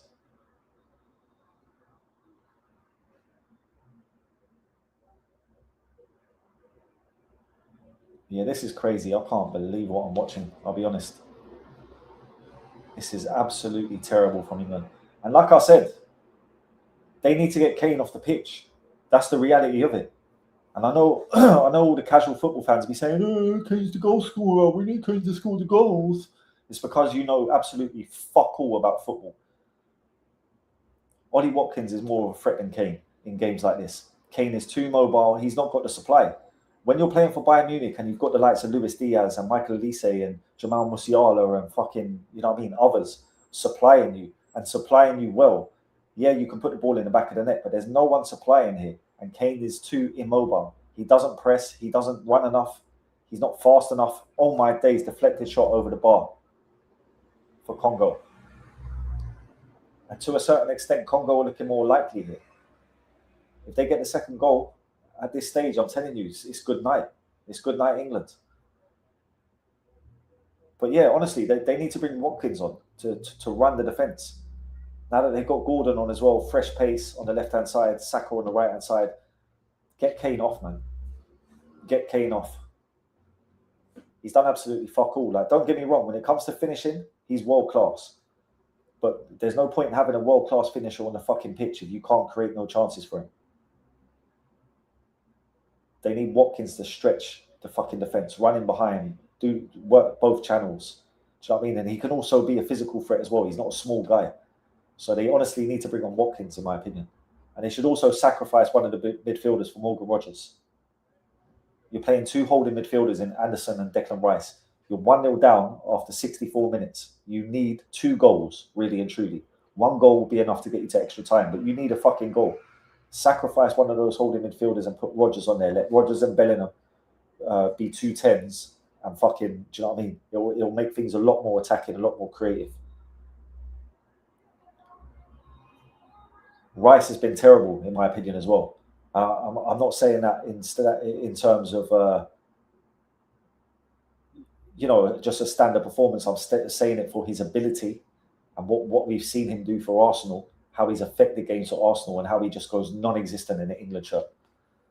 Him and Anderson are just popping the ball around in midfield, but actually doing fuck all. No through balls, no shots on goal, no dribbles, breaking the lines. Anthony Gordon left-hand side now, having a go at Wan-Bissaka, but gets no joy, has to turn back. And this is what it is, it's a quality thing. Ball into the box, looked like a foul to me. But Congo have cleared it. And now they're away down the right-hand side. Is that a foul? Well done, Nico O'Reilly. Done well there. He was outpaced as well, so he done really well there, O'Reilly. But yeah, the lack of quality is just fucking... It's incredible. And like I say, people just don't know football. If you think Harry Kane is, all that and a bag of chips, they'd be better off, I'm telling you, taking Harry Kane off and bringing Ollie Watkins on, let him stretch the game. Kane is so immobile, bro. Just watch his movement. He barely runs. Don't get me wrong, he's a world-class finisher, but no one's creating any chances for him. This is an uncreative England team that is lacking quality, and it is too rigid and stiff. They're better off bringing on Watkins, and he'll create some space. He'll chase the ball down. He'll win it in the final third. Jed Spence, right-hand side.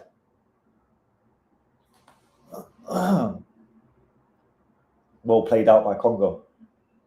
Very well played out by Congo. They buy a free kick, slowing the game down. Less than 25 minutes of normal time to go. This is fucking dangerous for England, bro. Very, very dangerous. Absolutely shit performance.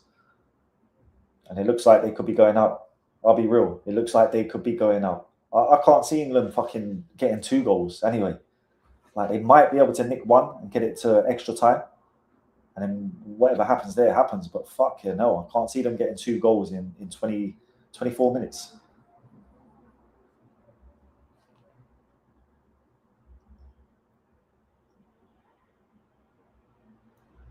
This is a reality check for English football. Forever gassing these players up. Do you know what I mean?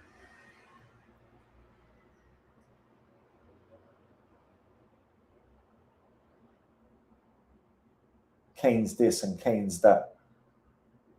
Like, man, just don't know football, bro. You're not playing for Bayern Munich now. You're not playing for Barcelona. If you've got a man that's good at putting the ball in the back of the net, you need to, when you're an uncreative team, you need to make sure he's doing that every chance he gets. An absolutely terrible fucking touch by Saka. Terrible touch by Saka there. Like, this England team looks fucking shit. This is one of the worst England performances, like World Cups I've seen, tournament performances I've seen. They've been shit. They've been absolutely shit in every game, bar the second half of the Croatia game. Second half against the Croatia game, against Croatia, sorry, I thought they were good. First half, they were shit. Game against Ghana, they were shit. Game against Panama, they were shit. And now we're seeing even shitter. And then you're not even playing good teams, bro. This is the worst thing. We're talking about Panama, Ghana, Congo. Yeah, man. Reality check. Hydration break anyway. I'm going to go and have 2 Panama Zoo. I'll be back in a minute.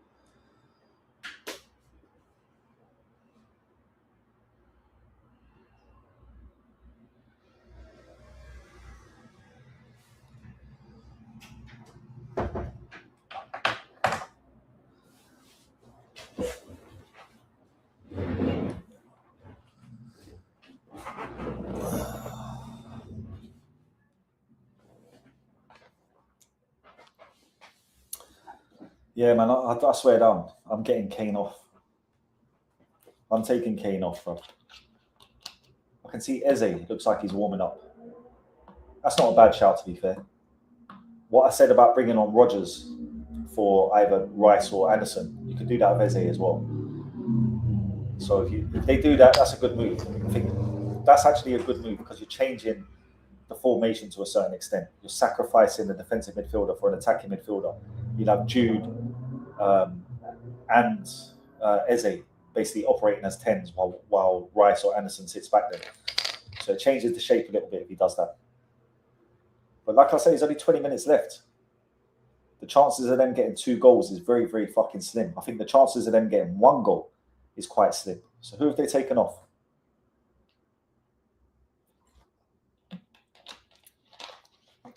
They've taken off Spence for Eze.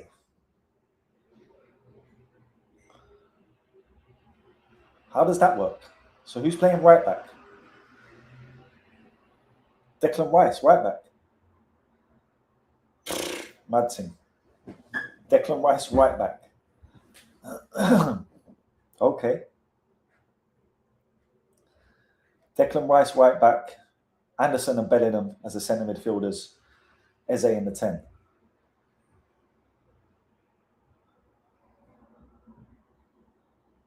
But yeah, I think Jude and Eze are playing practically as 10s with Anderson sitting. So it does change the formation a bit. And Eze can definitely make something happen. He's the type of player they're missing, to be fair. But Rice again, bro. Like, he takes so long on the fucking ball. Does all this scanning and looking around shit. Just move the ball quickly, bro. Like, again, he just takes too long to move the fucking ball. Put that in the box. Kane. Forced out wide.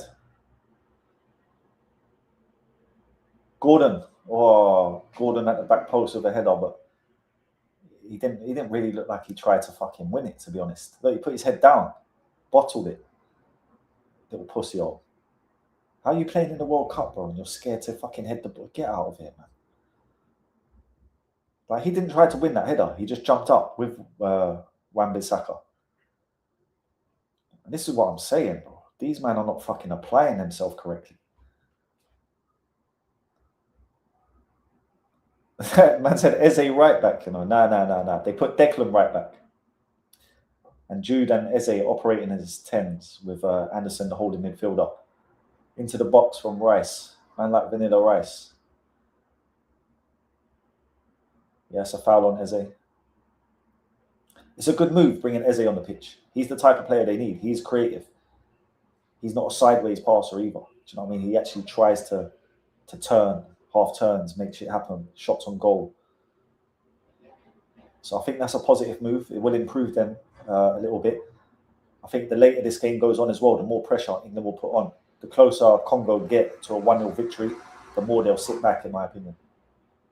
Ball into the box, cleared again. They've defended amazingly.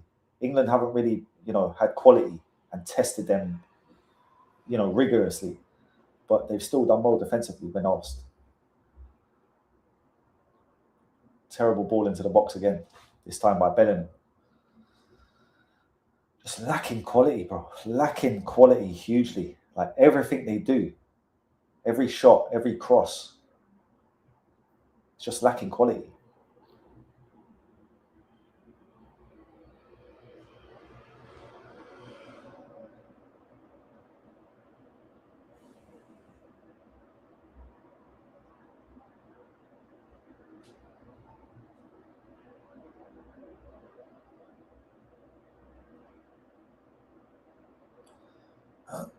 The game's opening up a bit now. England have got a lot more space to work with.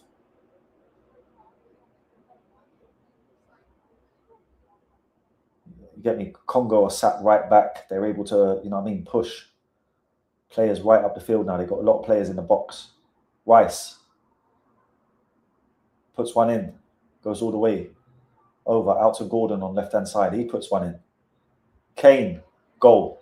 England 1-0. The man I was saying to take off the pitch scores. Anthony Gordon, good ball into the box. But that's what they need to do with a player like that. Do you know what I mean? He's a goal scorer. You need to supply him. And that's the first time he's been supplied with a proper chance. Anthony Gordon, good ball into the box. It's the first decent ball into the box that they put in for Kane. And he's put it in the back of the net. England 1, Congo 1. And now we have a game. Now can they nick it? There's 15 minutes left. They could go on and nick this. And it's amazing as well. Like, as soon as he makes that change, sacrificing a midfielder for an attacker, really, in Eze, look what happens. They get a goal.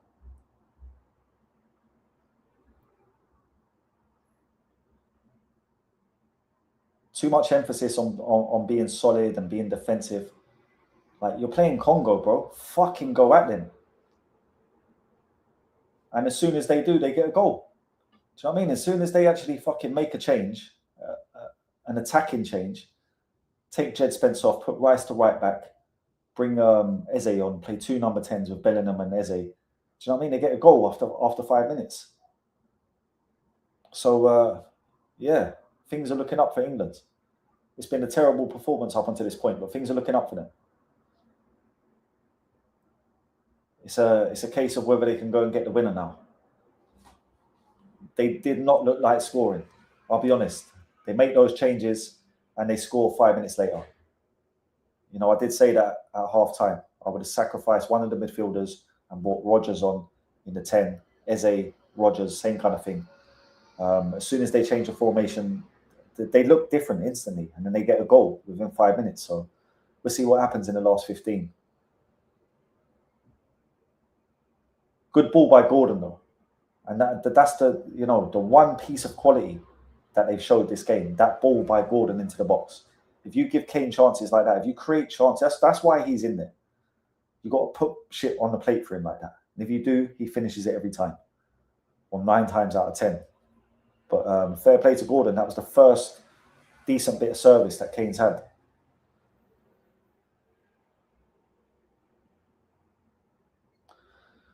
Brother, England do not want to play France, bro. England do not want to play France. That could be embarrassing. That genuinely could be embarrassing. It could be similar to that Sweden game yesterday. Bellingham, Gordon.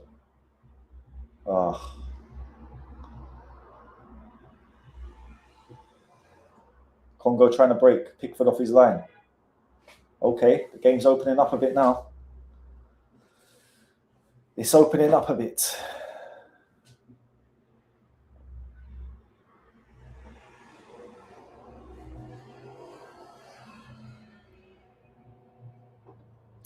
Yeah, no, I get what the commentator was saying though, to be fair, because he will have trouble beating Wan-Bissaka. Wan-Bissaka's a good right back, and he's been playing well.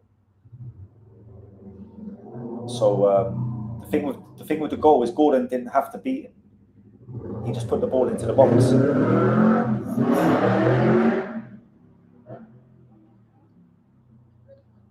And to be honest, that's the art of a good winger as well, is knowing when to try and beat your man and when to put the ball into the box. If there's a clear fucking cross into the box to put one on the plate for the striker, you shouldn't be trying to beat your man.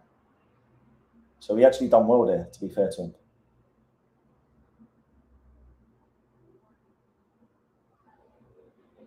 Now Saka puts one in.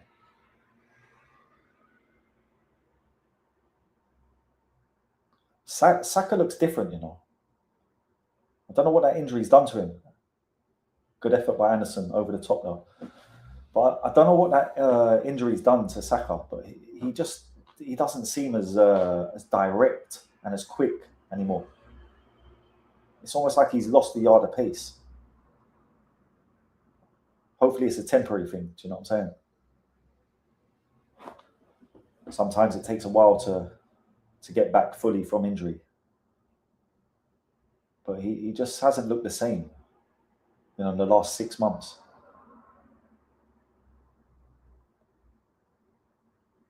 Well done, Rice. At right back. That could be a good position for him, Rice. I think obviously he's a midfielder, but he could be a good right back easily. Because he's got tenacity, he's got good work rate, he's got good physicality. He's decent tackler as well. You know what I mean? He could pocket a lot of wingers. So using him at right back is not a bad option in my opinion. I think they should start more attacking. Like how they're lined up now, I think that's how they should start games. 1 holding midfielder and 2 attacking midfielders. Eze and Bellingham. Or Rogers and Bellingham, whoever you want to pick, but that formation. You've basically got 4 attackers behind Kane. You've got Bellingham, Eze, Gordon, and Saka. And then you've got Anderson, the protector.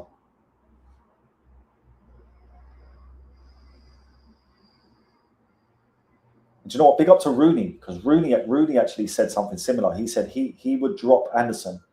He would play Rice as the holding midfielder and play Kobe Mainoo and Bellingham. The same kind of thing, but Kobe's just not a proper attacking midfielder like Eze or Rogers, But I get what he was saying. He was right, in my opinion. Ball into the box again by Rice.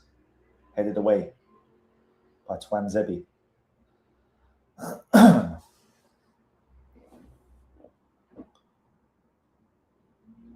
England knocking on the door now, boy. They've got 10 minutes. Can they do it?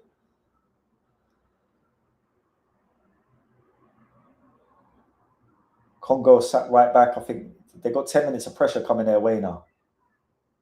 Bellingham, left-hand side. Ball into the box. Bobbling about like a pinball.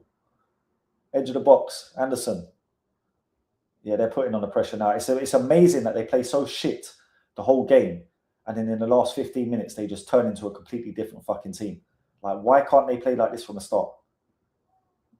Makes absolutely no sense to me. And this is why he has to start this formation that he has now, right, with one holding midfielder and two attacking midfielders. That's the way they need to set up from the start in every fucking game. Especially when you're playing teams like this. You're playing Congo, bro, and you're playing two fucking holding defensive midfielders in Rice and Anderson. It's unneeded. And that's why you're lacking creativity. But ever since he's changed it, look how different the game has become. England are just on the attack full time. They look like they're going to get the winner.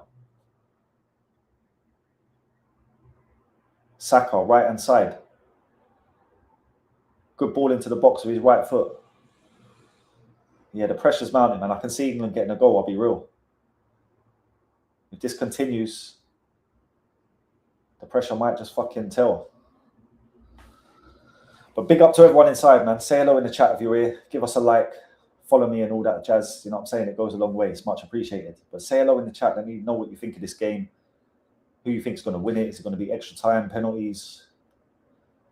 Personally, I think England could nick this in 90 minutes. They've just come to life. Ever since he made them that substitution of Eze for Jed Spence, the game has just changed. England got the goal, and now they're fucking, looking like they could get the winner. 7.5 minutes left.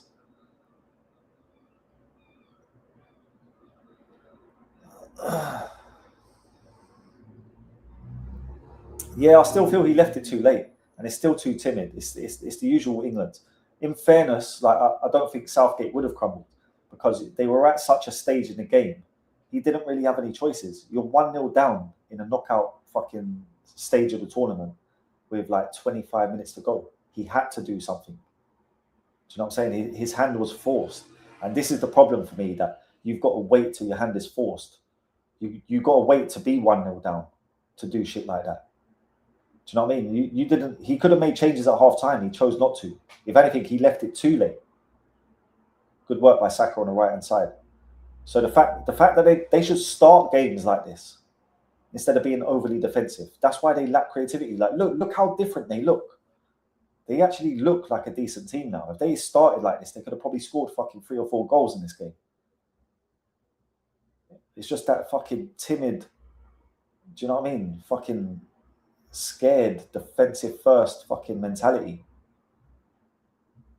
But the best form of defense is attack.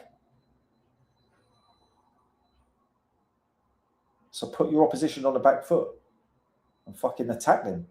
The only way you can win football matches is by scoring goals. So fucking try to do that more than anything. Can't stand managers that are defensive first. Especially when it leads to them having fucking like zero attack. Because that, I wouldn't say zero attack, but like you got to take into consideration the gulf of quality in between these two teams. Do you know what I'm saying? Like, value the teams on what they're valued at, player for player. And there's an astronomical difference. So the fact you're setting up in a way like that against a team like this is just fucking ridiculous, to be totally honest. Especially when you've looked uncreative all competition. Congo on a break here down left hand side, ball into the box away by Gehi. They still got it. Shot on goal, easily picked up by Pickford. But yes, it's a mentality thing, man. They need to be setting up like this from the offset and just going at it. Like, they would be better off trying to outscore teams than, trying to defend and nick games 1-0. Like, don't be scared. Go and fucking, do you know what I mean? Attack. It's just a mentality thing. Look at that beautiful ball by Anderson. Bellingham. Can he score? No. Great save by the keeper. Nice ball by Anderson, though. Gordon, left-hand side, into the middle. Kane. Is he going to shoot? He is. Of course he is. He scored. Fucking hell, Harry Kane. Harry Kane has scored the fucking winner. What's looking like the winner for England. England 2, Congo 1. What a turnaround. The man who I said to take off the pitch for Watkins has won the game for England. So there you go. Football's all about opinions, and my one stunk today. But Kane's won the game for England, it's looking like, man. Fair play. I knew when he turned he was going to shoot. And that's what he's great at. That's what he is world class at, is finishing. And since they made those changes, they've been able to create 2 chances for Kane, and he scored both of them. Great pass by Anderson to put Bellingham away down the left-hand side. Decent shot. Comes back out to Gordon. He just about gets it to Kane. Turn, touch out of his feet, look at the keeper, buries it top bins. World-class finish by Harry Kane.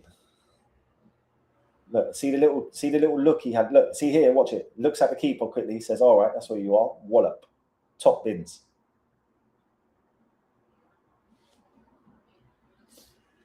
Fair play, man. Fair play. Fair play, Harry Kane. World-class finisher.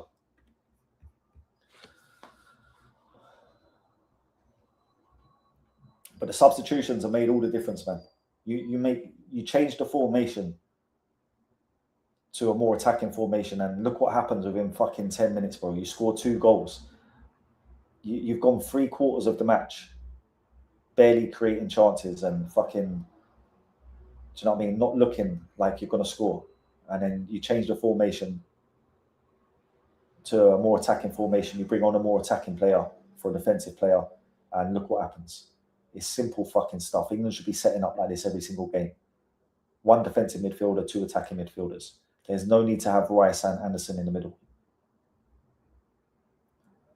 Now, I don't know who you sacrifice. I generally think there's an argument to sacrifice Rice, because Anderson is more influential for me. Like, Anderson kind of created that goal. He was the one that put Bellingham through with that through ball. Got the ball out of his feet, through ball to Bellingham. Bellingham takes a shot, and then, you know, from the second ball, Kane gets the opportunity. So Rice has just looked very, very uncreative this tournament. I think there could be an argument to play Declan Rice at right back. Jed Spence had a stinker today. Rice is defensively sound. Like I say, he's a physical unit. He's got high work rate. He knows how to tackle. So playing Declan Rice at right back and changing the formation, now that Reece James is injured, I think that's a fucking... It could be a solution. Play Rice at right back, play Anderson as the one holding midfielder, and play Eze and fucking Bellingham from the start with the 2 wingers and Kane up front. A much more attacking team. Like the proof is in the pudding. You know, for fucking 70 minutes, you couldn't fucking create chances or score goals. You change the formation, and within 10 minutes, you score 2 fucking goals. The striker that you've got on the pitch who doesn't really do much else but fucking put the ball in the net. You haven't been able to create chances for him. As soon as you fucking change the formation, within 10 minutes, you create 2 chances for him, and he puts both of them in the back of the net. And that's why I was suggesting taking Kane off, because they weren't creating nothing of him, and I thought Watkins could stretch the game. But he made good changes. That is a substitution for Jed Spence. It's changed the game. He's won the game with that substitution. England have become a total different team since that substitution. And they've created 2 chances for Kane, like I said. 100%. But like, again, I think it's all down to how they start, bro. If they start with this formation against Mexico and they actually go on the front foot, they should win the game. Like, if you look at the quality in this England team, the team selection as well is like, you have to start Saka next game. You just fucking have to. And I think against the fact that Anthony Gordon has come on and got an assist, I think he deserves to start. Marcus Rashford was really poor today, and Rashford had a couple of opportunities, you know, to score himself and to also assist. Some of his balls into the box were fucking terrible. He wasn't as bad as Noni, but he was nearly as bad as him. Do you know what I mean? In terms of quality and product. So the fact Gordon has come on the pitch and fucking, you know, created a goal within fucking, you know, 5 minutes, it kind of speaks volumes. So I think Saka and Gordon definitely have to start the next game against Mexico, and also they need to sacrifice the midfielder. I generally play Declan Rice at right back. They're taking him off now for John Stones, who can also play right back. But Declan's your man for right back. He's got an engine. He gets up and down the pitch. He's fucking. He's good at tackling. Physically strong, good in the air, and he'll get up from right back as well. I think you could be surprised how effective Declan Rice could be from right back. But Elliot Anderson is a better ball player than Declan Rice for me. When it comes to being creative, playing through balls, stuff like that, Anderson is better.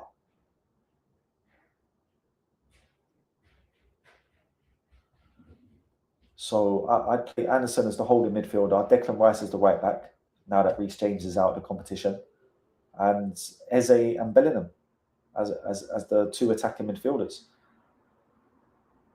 And you've got other options there as well. You have got Kobe Mainoo. You have got Morgan Rogers. So it frees up another role in the team that is interchangeable. Personally, I'll probably stick with Eze. I think if you're playing a three-man midfield, Eze probably suits it better than Morgan Rogers. But I think if it gets later on in the game and you need a goal, you bring Rogers on for Eze. I personally wouldn't play Mainoo ahead of either of those two, because as much as I like him as a player, I just don't think he's as creative as Eze or Rogers. If I was going to play Mainoo, I'd consider playing him in the Anderson role. But obviously you've got Anderson. So for me, Anderson is the best man in that role for England.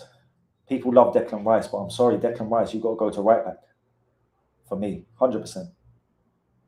Elliot Anderson is the better ball player. He's much more creative than Declan Rice when it comes to things like through balls. And it showed with that second goal. He was the one that put Bellingham through.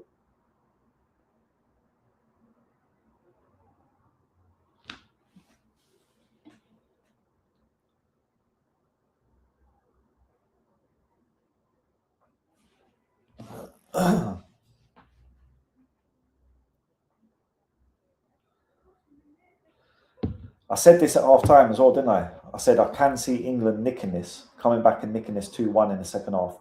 And then, the same thing happens again. Like, even though the performance has been bad, everyone forgets about it because they've come back and won. So people will focus on, oh, what a great comeback. Oh, Kane's amazing, man. He scored 2 goals. He won us the game again. But a lot of people don't even understand, bro. Like, Kane is a finisher. It's not like he's fucking Ronaldo or Messi. There's a lot of casual football fans out there that think that England have the best player in the world in Harry Kane. But the fact of the matter is, if you don't supply Kane, he can be, rendered almost fucking useless. You need to supply him. And that's what they've struggled to do all game until they made that substitution. Changed the formation.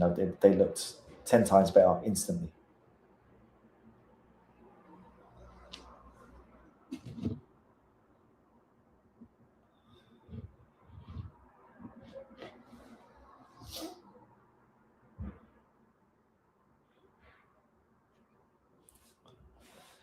Yep, it's looking like that's all she wrote, folks. Literally a minute and a half to go.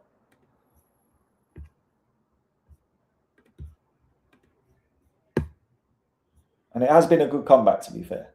It has been a good comeback. And big up to Tuchel, that change won them the game. Bringing on Eze for Jed Spence, putting Declan Rice at right back, and playing with 1 holding midfielder and 2 attacking midfielders, that changed the whole fucking game. The substitutions as well. Gordon, big impact on the game in a short space of time. But Congo have a free kick here on the edge of the box with a minute to go. And this is probably, do you know what I mean? Sink or swim right now for them. If they can miraculously put this in the top bins from here, it would be mental. It would be absolutely crazy. This has got to be it. Final chance of the game for Congo. I don't know who's going to take this free kick. Might be Wisa. But this is it. England have come back and clutched a victory from the jaws of defeat. So it looks. But we'll see what happens with this free kick. You do well to beat Pickford from there, to be fair. But I've seen stranger things happen in football. This has got to be it, literally. We're into 96 minutes now. So this is probably last kick of the game. It's going to be Johan Wissa. Fucking hell. If there was ever a time to fucking make a name for yourself, son, bend that in the top corner and you're a legend forever. They'll probably make you a fucking king. But this is it. Can he do it? Wissa. No, he's put it over the bar. It was a shit free kick. And that looks like all she wrote, folks. Pickford's going to boot this one up the pitch and the referee's going to blow the whistle. England, lucky England. They scraped it. They left it fucking late. But Tommy Tuchel, you have to give him his credit, man. He made the substitution and it's worked. He took off Jed Spence and he put on Eberiche Eze.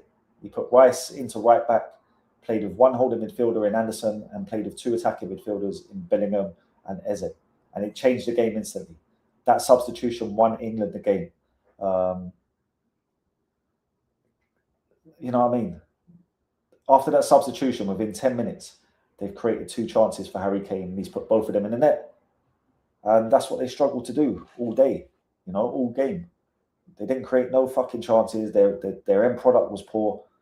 And it was a terrible performance until, 65, 70 minutes, to be fair. So that substitution changed the game.